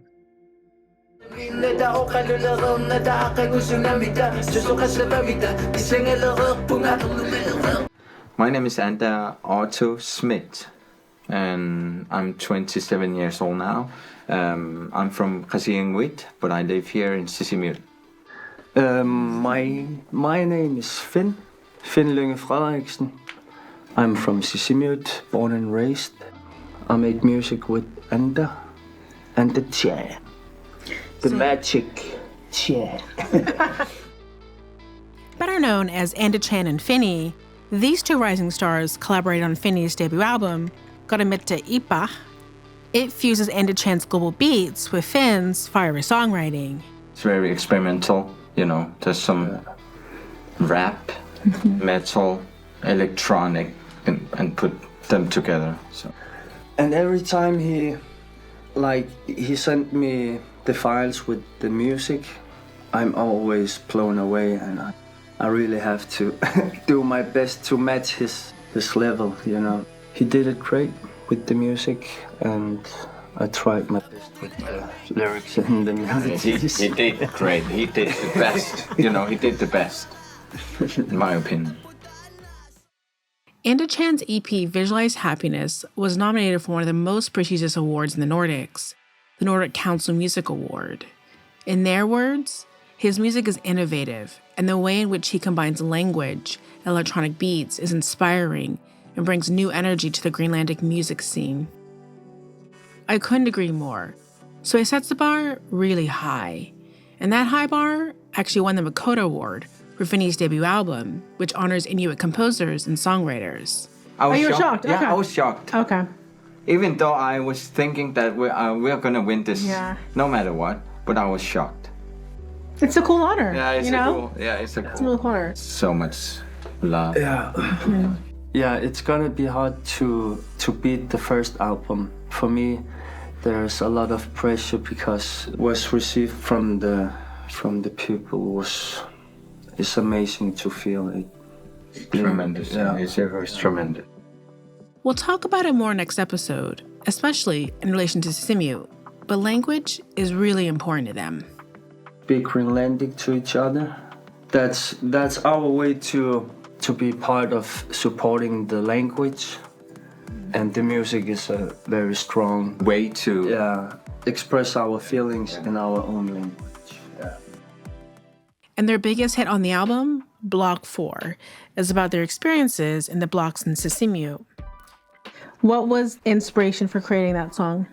Yeah, we was in Anders' apartment right next to the blocks down there.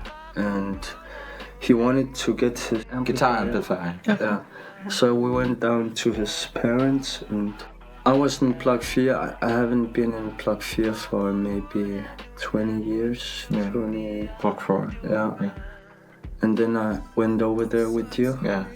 Took my guitar amplifier. Yeah. Because you were living there. Yeah. Yeah, I was living there. My mom lives there, so we need to get. I got a lot of flashbacks, there have been so many good times here.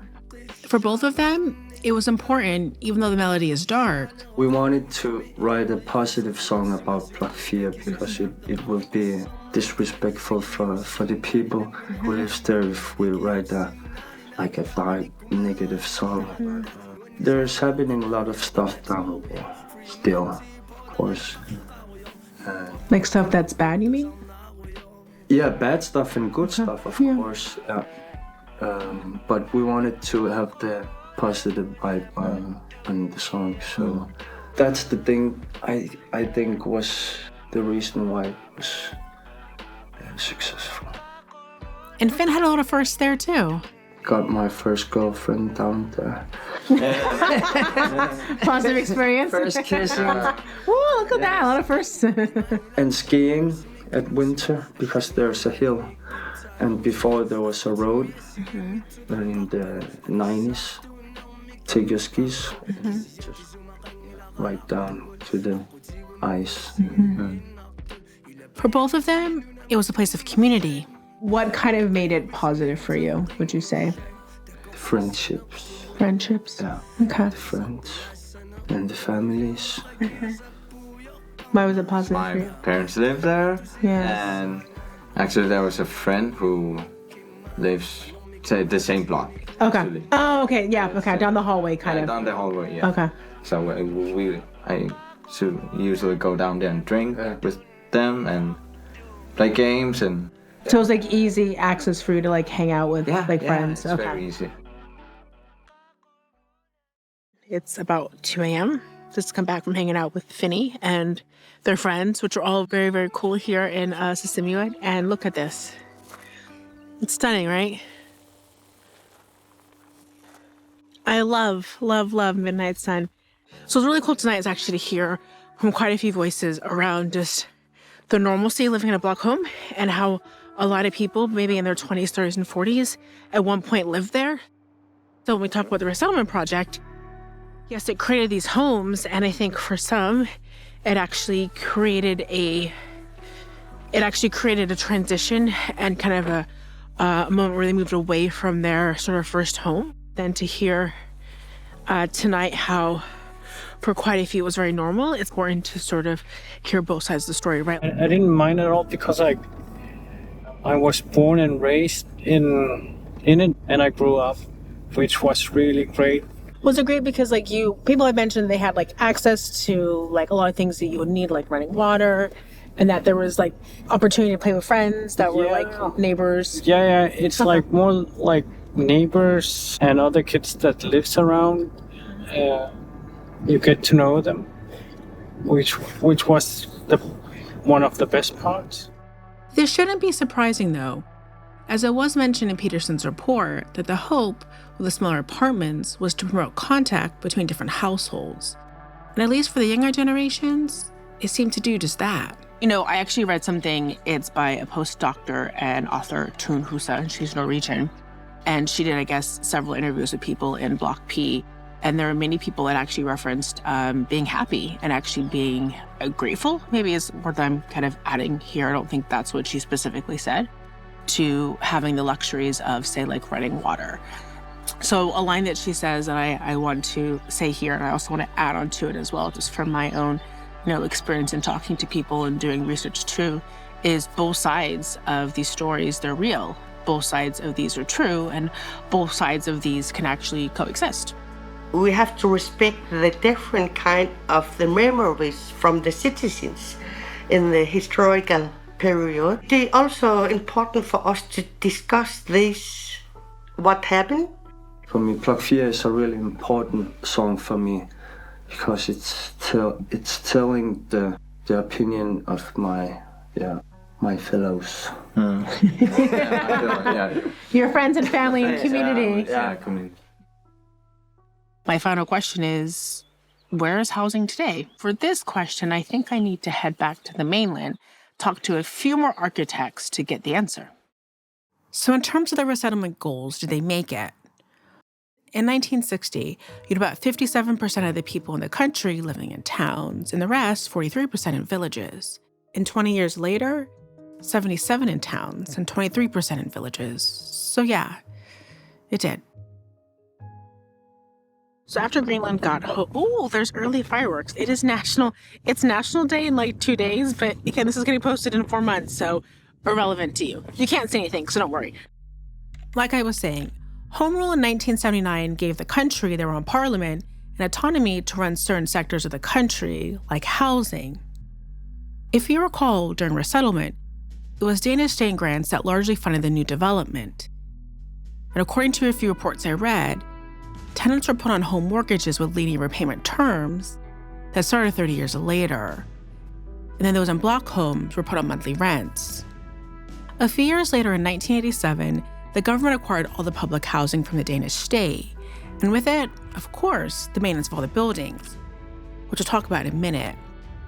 But this started the push to increase private ownership in the market. And this was executed largely in the form of government loans to either build your own house or buy a public one you're already living in. But one important thing to note, some of these loans had stipulations, say a residency requirement, which I'll explain why is a problem a little bit later on. People want to build their own house, but it is really expensive. Everything has to be shipped in. Of course, the pandemic and the war with Russia and Ukraine,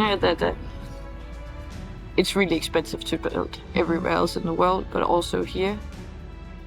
In an earlier episode, I discussed how Inuit commute around the country because there's no roads connecting two towns.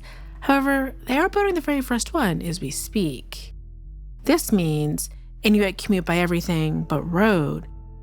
And so do goods too. So it's ships and planes bringing the housing materials into the country, but also around to its final destination. And this is why it's so expensive. The interesting thing is materials actually do exist in the country. It's just there is no workforce to actually retrieve the materials. That's something that Asta and I talked about for a while, is how can you actually use the materials that are in the country? Which we'll talk about more in a bit. There are a few other challenges with building a home. What I think is really beautiful here, and I've heard this mentioned a few times, is Greenland is everyone's land. It's Inuit's land. Nuna, it means the land.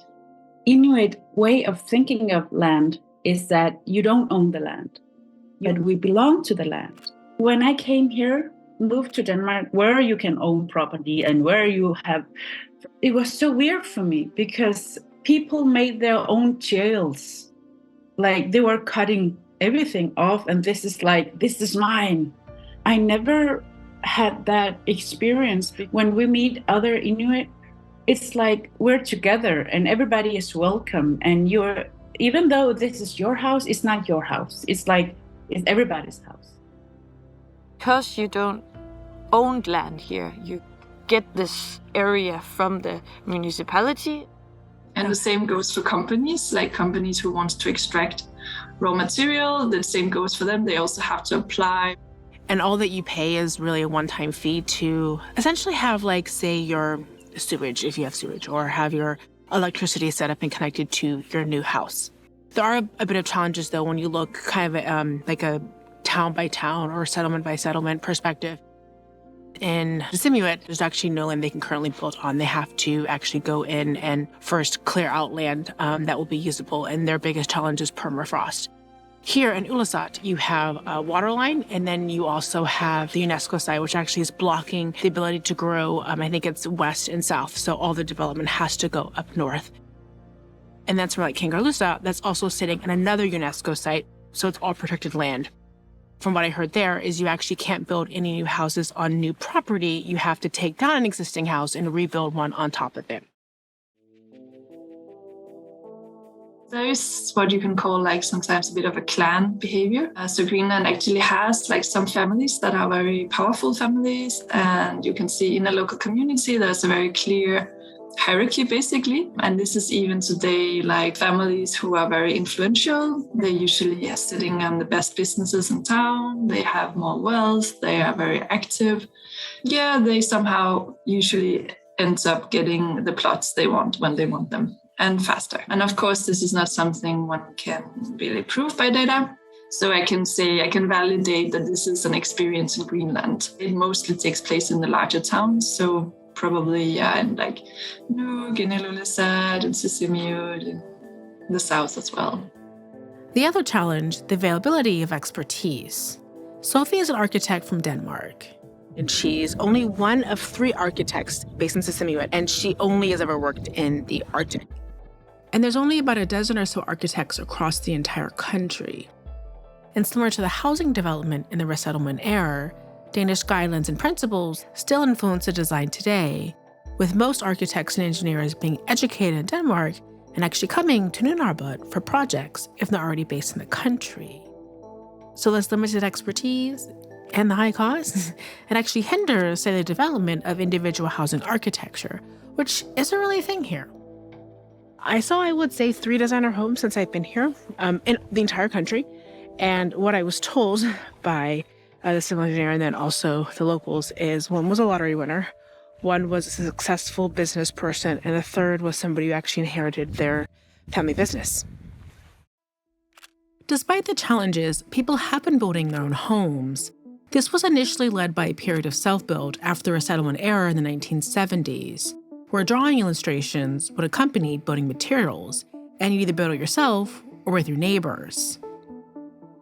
While Elizabeth and I were walking around Disco Island, she did point out a few homes she believed were self-built. And then at some point they could figure out that they needed craftsmen to actually build it, because else it wouldn't always be built right. So to help with this, the government introduced a co-build loan, so you could basically hire the appropriate people to help build a pre-approved design. But this loan isn't available in the 5 largest towns in the country. In fact, the housing market only exists in 4 of them, which makes financing construction in a settlement really, really challenging. So this loan actually is there to help bridge that gap. But beyond the self-builder homes, you do have a few other options. So nowadays, you can actually recreate some of these traditional homes that were from, again, the resettlement period or right afterwards, if you choose. You also have the option of going to like a Danish builder site, and you can choose, again, like another sort of catalog home. It's going to have more of a, what we're going to call an updated Scandi look.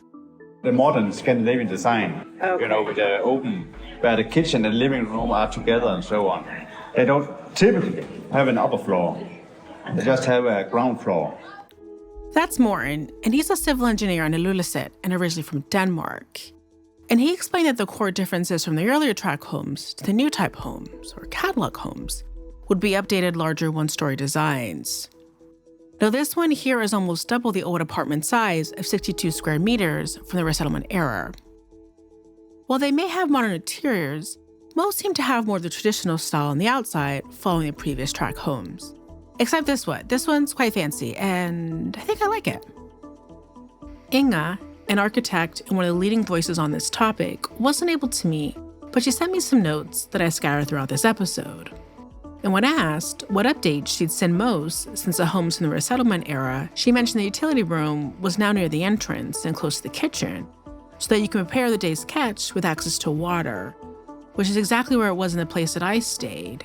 In fact, this was one of the updates Claudia learned from her conversations as well with the carpenters. And lastly, when it comes to the final home type, you will find some people pulling together to build co-ops with government loans. The new buildings in Nuuk, a lot of those are co-ops. And yeah, it has been like something developing from the 80s, 90s. And it's definitely something that's more evident in the larger towns. Morten mentioned it's been several years since the last co-op was built in Qullissat. While in Sermermiut, it's more common to see new co-op builds than, say, individual homes, according to Sophie. She's also mentioned she's been witnessing a trend of people renovating or adding to their existing homes, and that there are government and municipality loans to help support this. In any case, for almost all the homes that I've seen and I've shown you, you actually don't need an architect because there's not that many in the country. Like I said, the second largest city has 3, so that's the numbers we're playing with. But all you really need is a construction company and a civil engineer, and you can basically build most of the houses that you're probably seeing right behind me. And actually, Elizabeth's husband built their home. But remember, he's a carpenter. Did he pick from a catalog, or did he actually have... No, I think, yes, from a catalog, but maybe you could choose around 1, 2, 3, 4 different houses. Oh, and back to Kiffaq. While these roles may have rightfully ended, historically many of these homes still have 2 entrances, one for Inuit and one for Danes, even if they aren't utilized in this fashion today. My friend, or Iginguk Nuka, pointed out in her home which one was for white people, the one directly behind her, far away from all the facilities like the bathroom and the utility room, which was next to the Inuit entrance. So the question becomes, was the plan to empower more private ownership successful? I've been working on this story for 2 years. I have no idea. So official data on this topic from StatBank, which all of my sources direct me to, this is the official StatBank for the country. It literally stopped, and you can see it 2010. Can you see that somewhere? I reached out to them many times to find out what's going on. How can I get new data? Nothing, no response. And other reports seemingly have the same issue as well, like this one from Norweigan, 2010. So in 2009, when you looked at new buildings that were built, you had 179 that were private compared to 91 that were government owned. Yet when you look at building ownership for basically the year later in 2010, we're seeing a different story. The buildings owned by the government and municipality are actually double compared to the private, with 13.6 thousand buildings compared to 7,000. The StatBank makes this very comment: most dwellings are actually owned by the government, meaning most people are renting. And I actually read this in 2 other reports as well. Also, there was a comment in Tract, Greenland, which is basically like this comprehensive encyclopedia of the entire country, where it said, previously the share of publicly owned rental housing was 2/3 of the total housing stock, but that share is declining. But again, there's no numbers anywhere. And renting was exactly what I heard on the ground too on my last 2 trips. So in Sermermiut, what are you typically seeing? Here, people mainly rent. Majority of people in Qullissat still live in homes that is owned by municipality or by the government. So when we're talking about renting, we're talking about 2 things: government or municipality-owned buildings. So there's like a slight distinction between the 2, but effectively they're owning essentially the same things. I want to be clear here, though, because I think somewhere like in the States, you would hear that and you would think of social housing. This is not social housing. So these are just regular apartments for anybody, like working middle class family could live there. So with that though, renting, of course, there's always drawbacks as there is building a home. Your first is actually building maintenance. So remember, this housing market's only been around for basically 70 years. So when they built those initial buildings, the block buildings, which is still a lot of what you see around town, you do see some new ones, but you see a lot of older ones. Maintenance was never really factored into the plans. So for most public housing in Greenland, there have been there, and there still is a severe problem, in renovating and getting the standard up so it's livable for people. And all of the municipalities, these buildings and stuff like that, they are very old. They were built in the 70s. They are, yeah. Magnus is from Nuuk, and he's worked for the municipality and in the tourism space, so he's seen and been part of the city's development firsthand. In 2018, it was estimated that the needs for renovation for homes from the 60s and 70s was about 1.6 billion Danish kroner, which is about 2.4 billion euros. And the Technical University of Denmark, well, they actually think it's greater. Hence the driver to privatize the market. It offloads the responsibility to tenants. And there's another big problem here too, which is why that number is so high. Greenland, a lot of houses has been affected by mold, leading to huge costs for renovation and also leading to several houses being cut off and closed. And many houses are in very, very poor shape today. Last time I was in contact with Inuit, they were saying they had so many, they had such a long list of renovations need that there was at the moment currently no money. The rents are so artificial low. And this is basically still the case, that the politicians are not willing to actually increase the rent because they know it will kill their political career.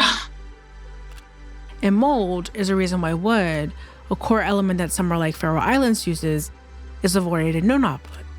Though according to Sophie, it is possible to use wood if ventilated correctly. In fact, she's on a mission to integrate wood back into the building materials safely. And are these are part of them as well? Yeah, okay. These are apartments. But some of the mold problems could have been prevented. When they were going to build a tilsyn, they were trying to make attention about these housing, the way they were built.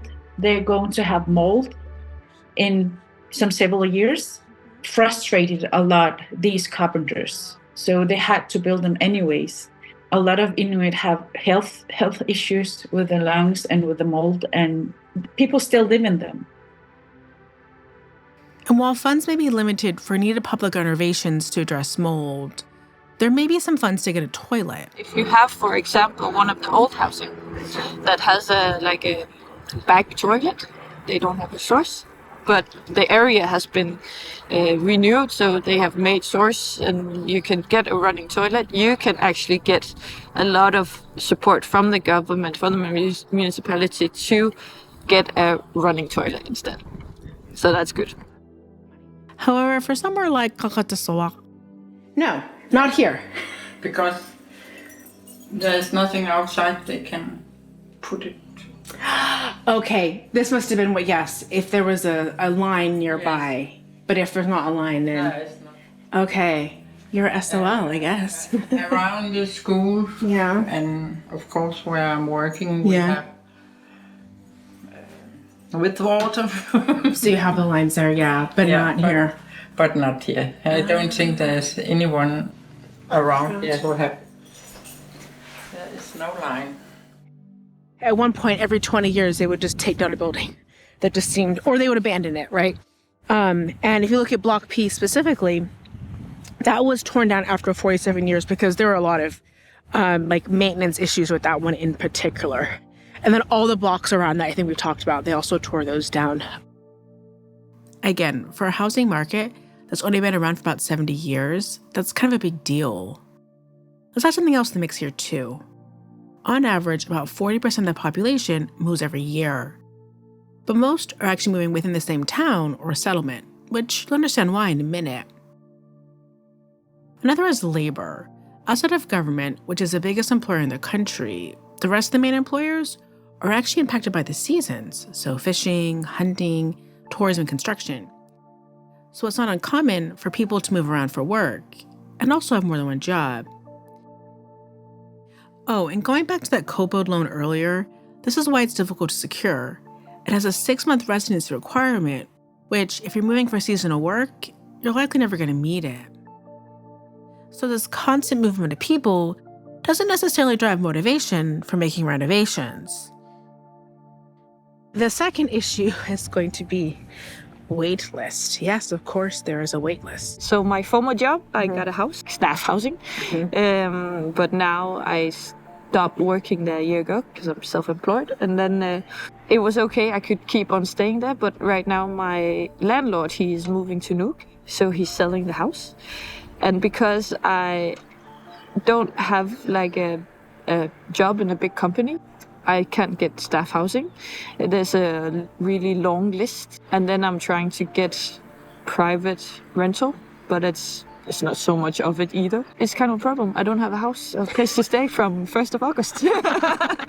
Well, you're number 100, and then you moved up to 30. Yeah. So she's reckoned that wait list is about a couple of months. Again, this is in Assimilates, the second largest town.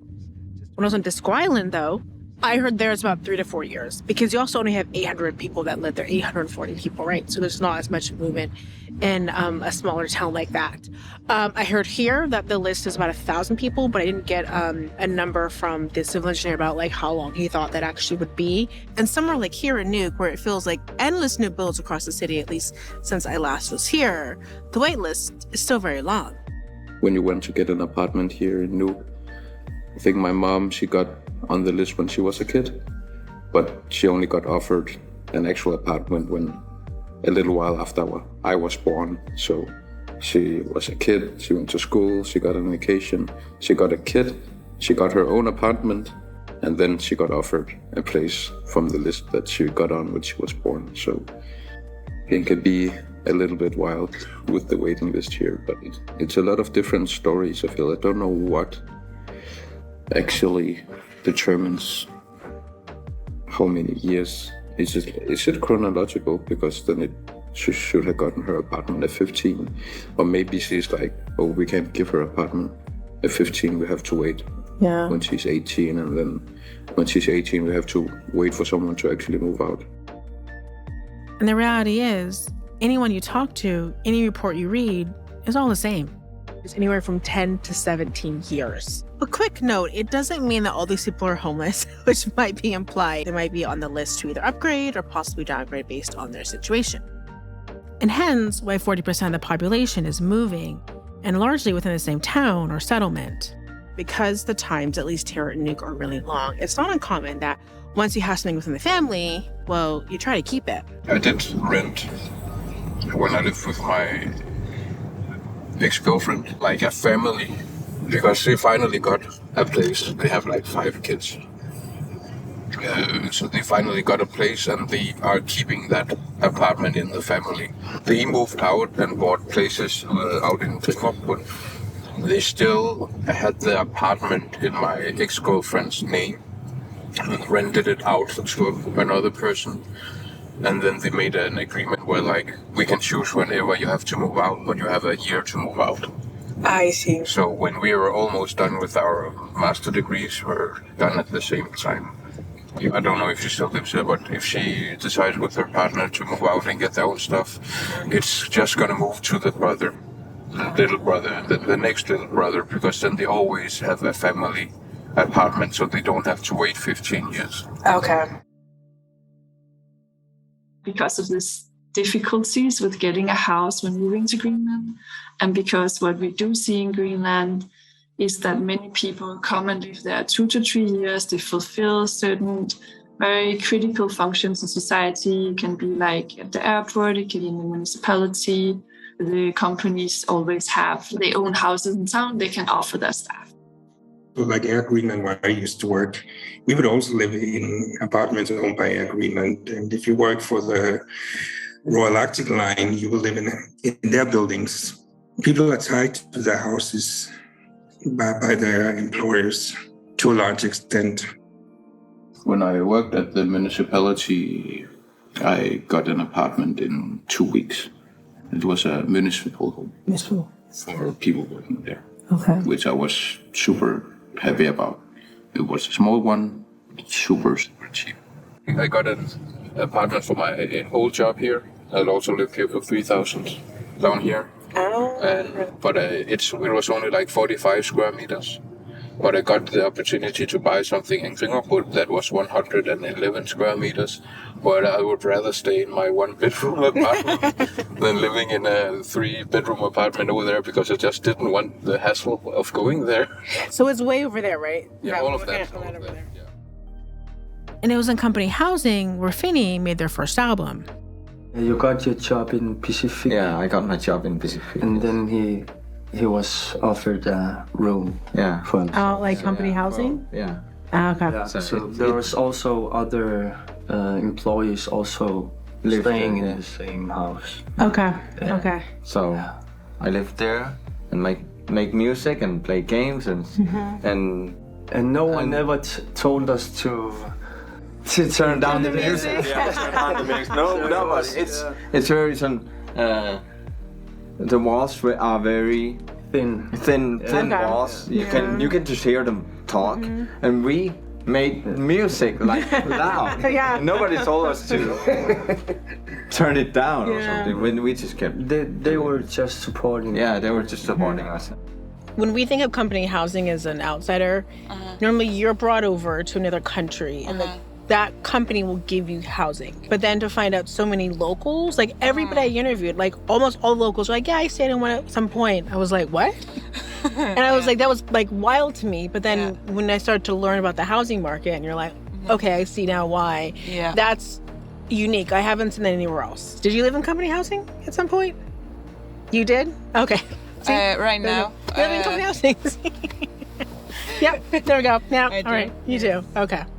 It's overwhelming to find a place if you don't have $1 million or so. Especially in Nuuk, it's crowded, and if you want to get on the waiting list, no, I've heard 15 years or something. Yeah. Oh my god. Yeah. So it's really nice that my work can help me that way. It means a lot. Yeah. But what about if you're part of the biggest industry in the country? I start with like this both. Okay.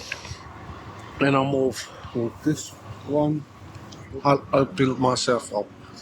That's Peter, and he's been a fisherman for 8 years. He's originally from the south of the country, Qaqortoq, but living in Nuuk now, mainly fishing for halibut, and also it's seasonal. Do you go to different places each time? Yeah, we fish a lot here in summer. It's a bit smelly in there. I guess you get used to it, though.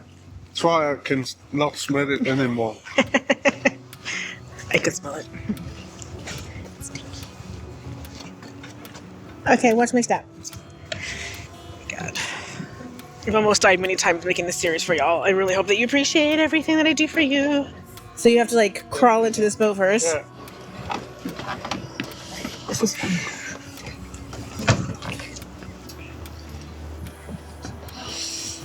He explained to me how difficult it was to get an apartment if you're a fisherman or fisherwoman, because they are self-employed. It's hard. Yeah. It is very hard to get, especially here in Nuuk. It's very hard to get apartment because the many workers can get from their jobs to get apartment. We don't get help.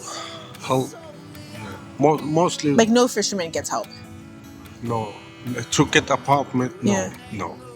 Okay. I don't think so. Now, he currently lives in a room share with 2 other people that he found online, but he wants to live by himself. So are you like on a wait list then? Yeah. Okay. Thousands of them. How long have you been waiting? I moved about 2 years to here. You moved 2 years ago? Yeah. So you've been waiting 2 years? Yeah. Maybe I should move to another city. Because for a house or for fishing too? Both. Okay. To get house and a new experience maybe. For a sector that was used to industrialize this whole nation, there should be more support when it comes to housing. Oh, and it's actually a very similar story that I'm seeing in Svalbard, which I actually talk about in my very first episode, which we'll put a link somewhere and you can watch it. It's a lack of housing on that island as well, because it's a place where no indigenous people have ever settled there. It's home to people all over the world. The way you secure housing there is largely through your employer. Even though it's a renter's market, it seems more common to go through company housing, like in Svalbard. Magnus did eventually buy his first home. Apartments? Yeah, normal apartments, but this is like an industry area, and they are going to the industry is slowly moving out. Okay. So that's why it's a very attractive place to buy something now, because the price are going to increase very. That's why I bought something up here. Oh, so your place is over here? Yeah, it's not done. I'll get the keys next week. So this one, they're actually building it? Yeah. But they're still building the building, yeah, right? Yes. And you're going to move in next week? Next week. You're moving in next week? Yeah, but this is for like a cafe stuff. So the apartment's above already? Yeah, So I have behind in the top those who were finished first. Oh, and Sophie, she got an apartment too, but in the private market. What does all this mean for the future of housing in Greenland? I launched this summer. Yeah. Oh, so cute. This kid's like, you're a YouTuber? It's like, what's your channel? It's like, it's not launched yet. It is launched when you see this, though. Since it's all Arctic region, there are a lot of considerations. And that means that though things aren't built easily, they're not built quickly, or they're not built cheaply, it really has to be a coordinated effort. And specifically here in Greenland, there's a lot of changes coming up. When you have new airports starting next year, 2024 and 2025, into central hubs for activity. Nuuk, the capital, and Qullissat, which is your main tourism hub currently because of the icebergs. And you also have the development of the Arctic Circle Road, which will be the very first road connecting two towns in the country. Assimilates here, again, your second largest town in the country, and Qullissat, which is your main international hub into the country, at least for now. And beyond the new airport in Nuuk, it's also looking to expand its city. Strategy called 30 by 30. Okay. Which basically just means that by 2030, the city wants to increase to 30,000 people. And we are around... How many are now? 21, I think. Wow. 1,000. So it's still a lot of people that That's we need. And people always ask... Yeah, that's it's good. funny. Yeah, it's hard to find housing here, but you can see it's very quickly developing here. Buildings that are being built like 3 years ago were already sold before they even started, because people are moving here and people are seeing the development possibilities of the cities.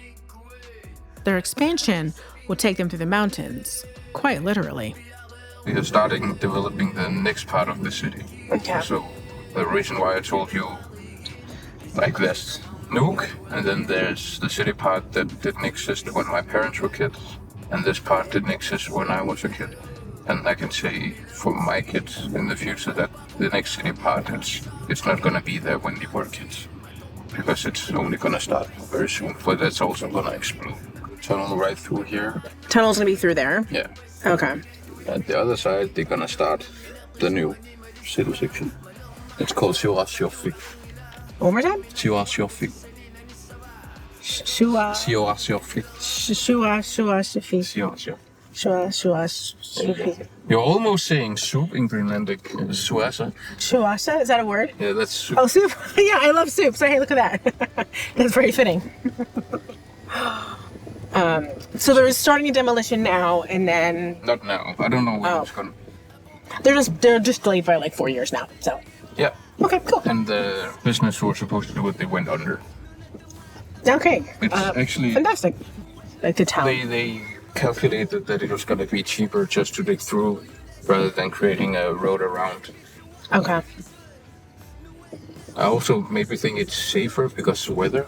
The road to here often get closed when there's a storm. Because there's so much wind there's no protection from the roads as well.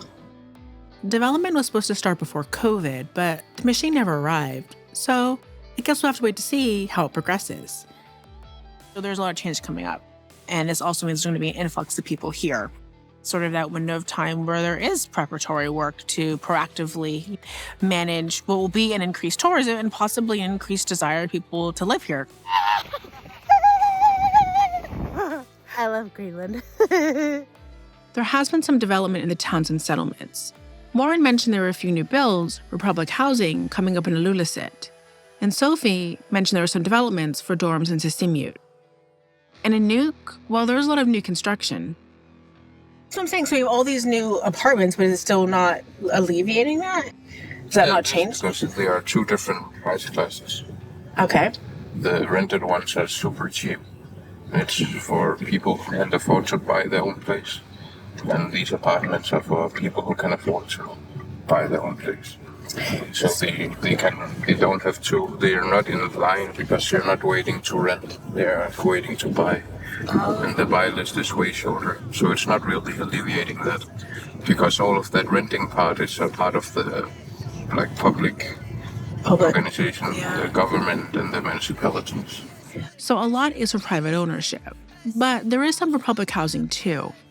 And well, there needs to be because of the housing shortage in the country. When the country got home rule in 1979, it started receiving state grants or blocks from Denmark. And when home rule became self-government 30 years later, they gained control of more sectors of the economy, but that block didn't increase. So we can do the math, right? Their focus has been to build multi-story blocks or high-density low-rise buildings across the country, in particular in Nuuk, because it's cheaper. In a report I read from 2020, developers in Nuuk have been building more of these multi-story block buildings and renting them out on long-term contracts to municipality and the government, who are then using them for public housing.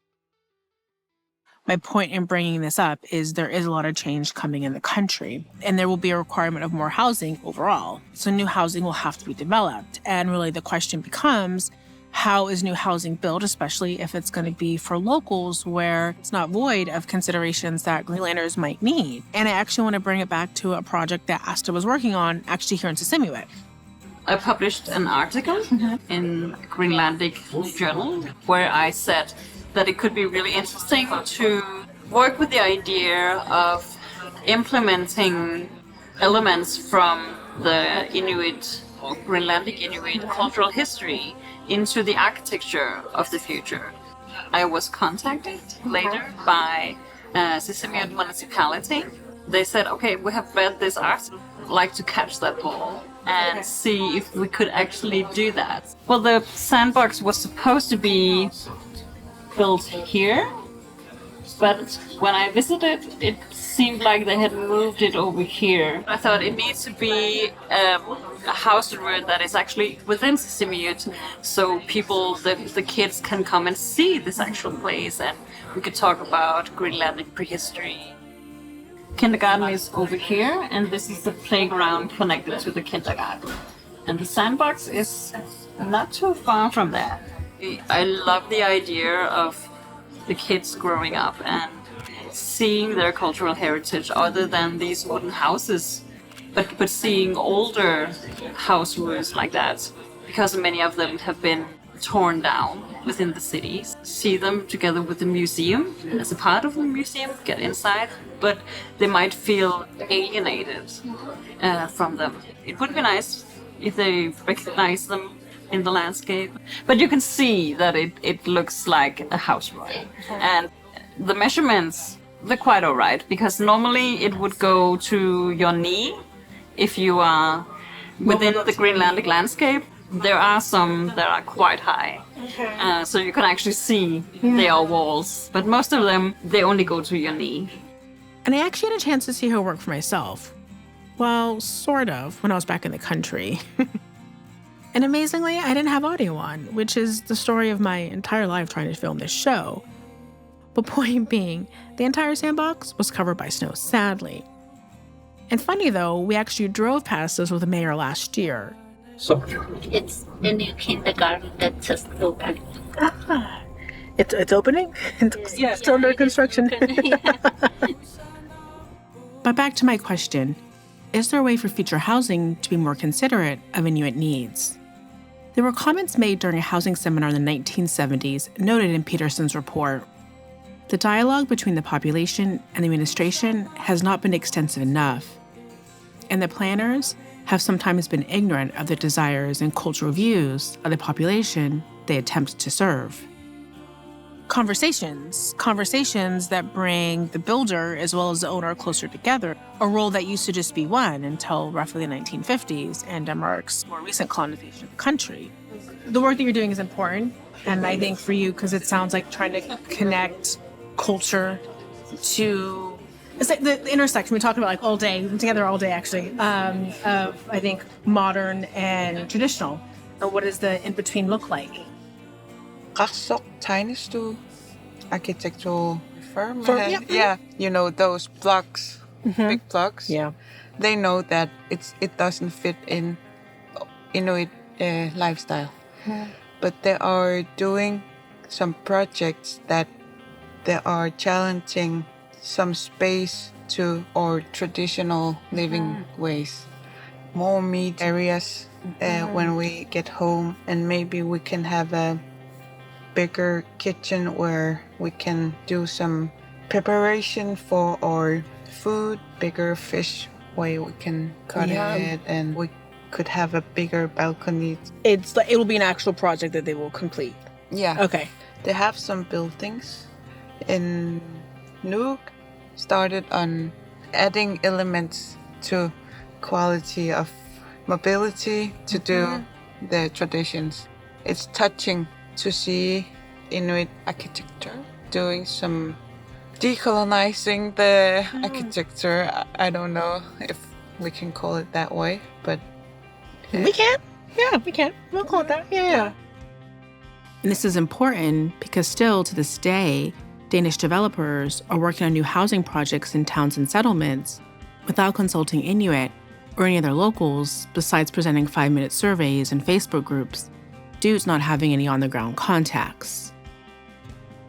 Conversations that are enabling and also ensuring that homes built are working on both a practical level as well as a cultural level for Greenlanders. Conversations that allow homes to live and breathe like a soul if that is important to the homeowner.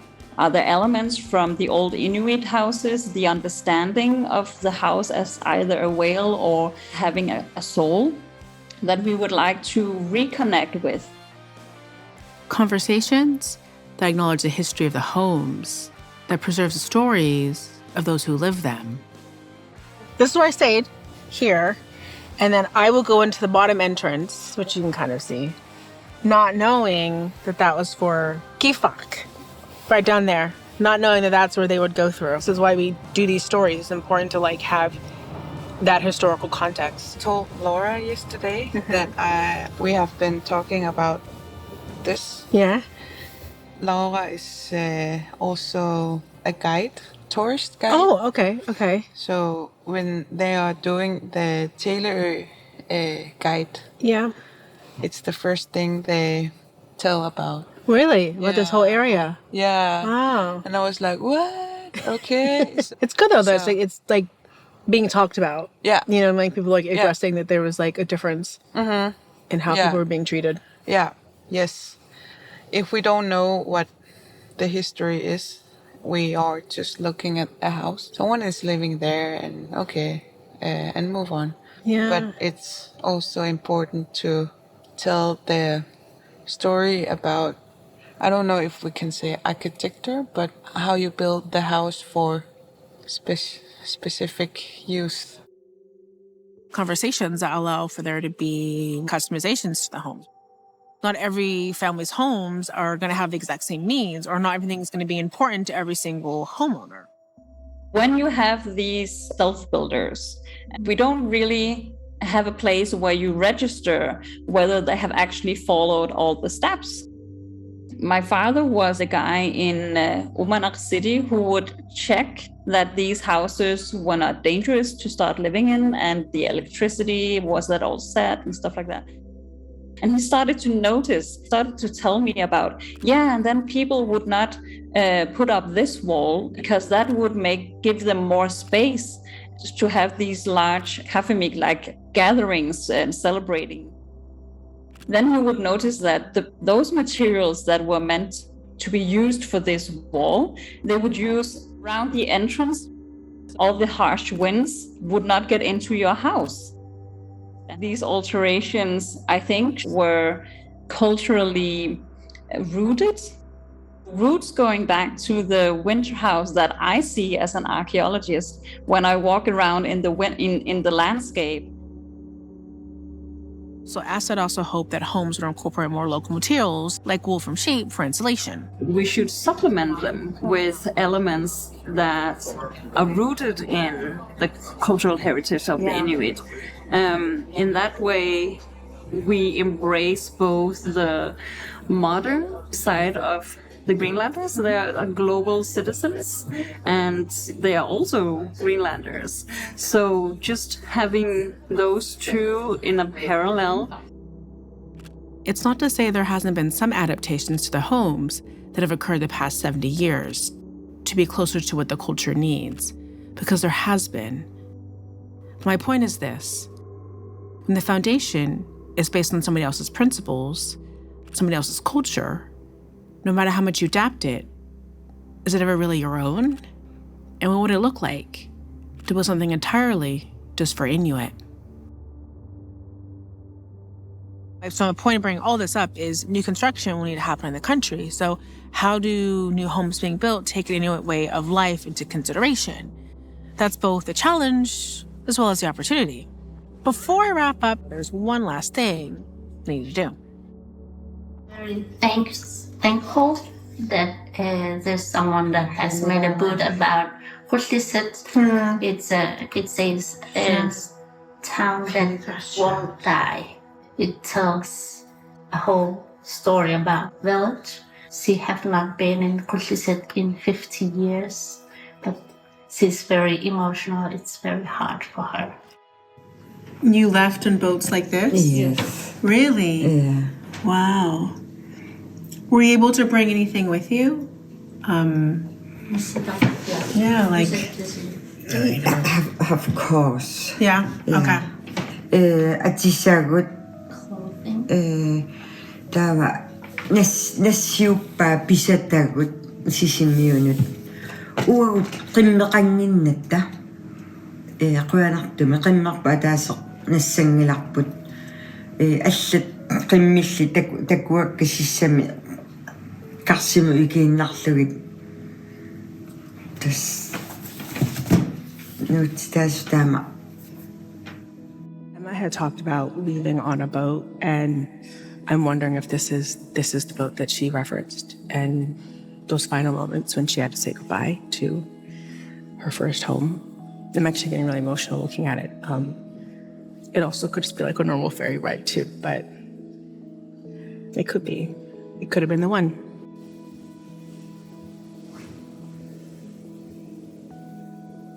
So as I look at each of these photos, I'm trying to see if I can spot Emma.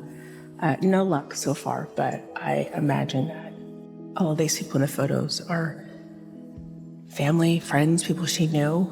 And they all look so happy, like thriving. And it just continues to make me sad how this entire town was just resettled all over Greenland. And knowing that many of them struggled, and yet they seem so happy in these photos when they lived here. And it just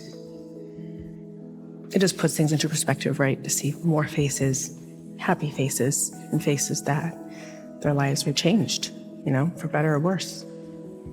So I met 2 people that were from there as well, that were relocated. My hope was to go there. When I went to Disco Island, I looked into chartering my own boat there. So expensive. Yeah. So expensive. It was like 1,000 local museums chartering a course out there because they want to document where the island is now, or the town is, I should say. That had to be canceled because she got COVID. I was going to come back to Greenland to do that and to finish the story. So I've been really upset that I haven't been able to close that, to come here today. So we were supposed to go somewhere else to research another story. And they have the exhibition around Qullissat. To be able to close that chapter in some way is wonderful. So A lot of happy stories are coming out, unfortunately, of a sad thing, but we're all trying to make the best that we can of it. I think I may have found her. So again, here's what she looks like now, or last year when we interviewed. And then here's the photo in the book. And this is about the right age. So, and there's like a sparkle in her eye that there was a sparkle when I met her. So this could be her.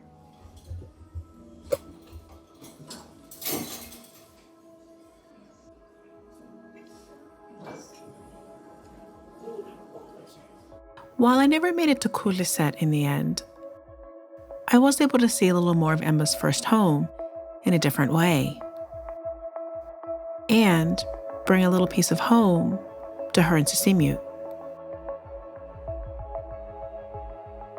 For Emma, Qullissat will always be a first home, as Germany will always be mine. There's something powerful in that connection to the first place you lived or remember, to the first feeling of home, wherever you may experience it. Oh, and that was her, by the way. When I was in Sermermiut, Malik gave me a book about the history of the area, written by locals. As you may tell, learning history from Inuit perspective is critical to my work. In relation to the settlement, it says the following. Sermermiut's original population has received the many migrants for better or worse. Some new arrivals to Sermermiut from the settlements have experiences that locals behave oddly. Some settlers even experienced beatings from Sermermiut youth who apparently felt that welcoming people meant showing them their place in society. It then goes on to say this. The above can be interpreted in a way that where the human migration has human consequences, fragmentation, and strengthening among the inhabitants. And that's exactly what G50 or the Resettlement Project did. A fragmented society, a beautiful society. There are more lives affected than I'll ever know. More lives than the history books will capture. This fragmentation has been felt. It has been lived. It has been painful. It has been passed down to the next generation. I see it, I feel it, and I hear it in my friends' stories. And for those who were able to weather the storm that landed on their footsteps on moving day and took them to a new life and built something new, well, they may have been one of the few who were strengthened.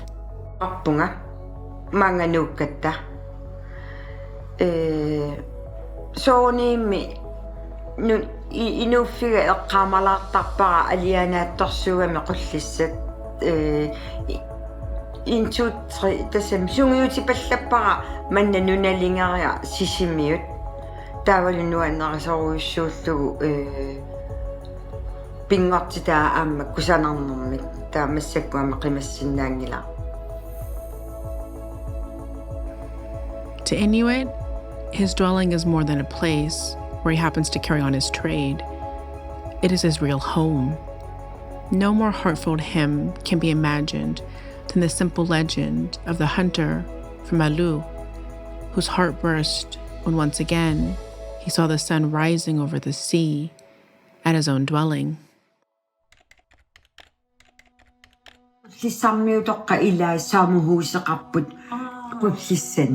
There are some from people from Qullissat who have moved to different towns. Okay. But they have still like a summer camp house in Qullissat. Oh, some families do. Yeah, so like maybe they spend their time in Qullissat at the summer. 186 families were relocated from Qullissat in 1972. The dry Arctic heat has retained 90% of the buildings in town. And even though it was shut down, the government has allowed people to come back and reclaim their family homes as summer homes.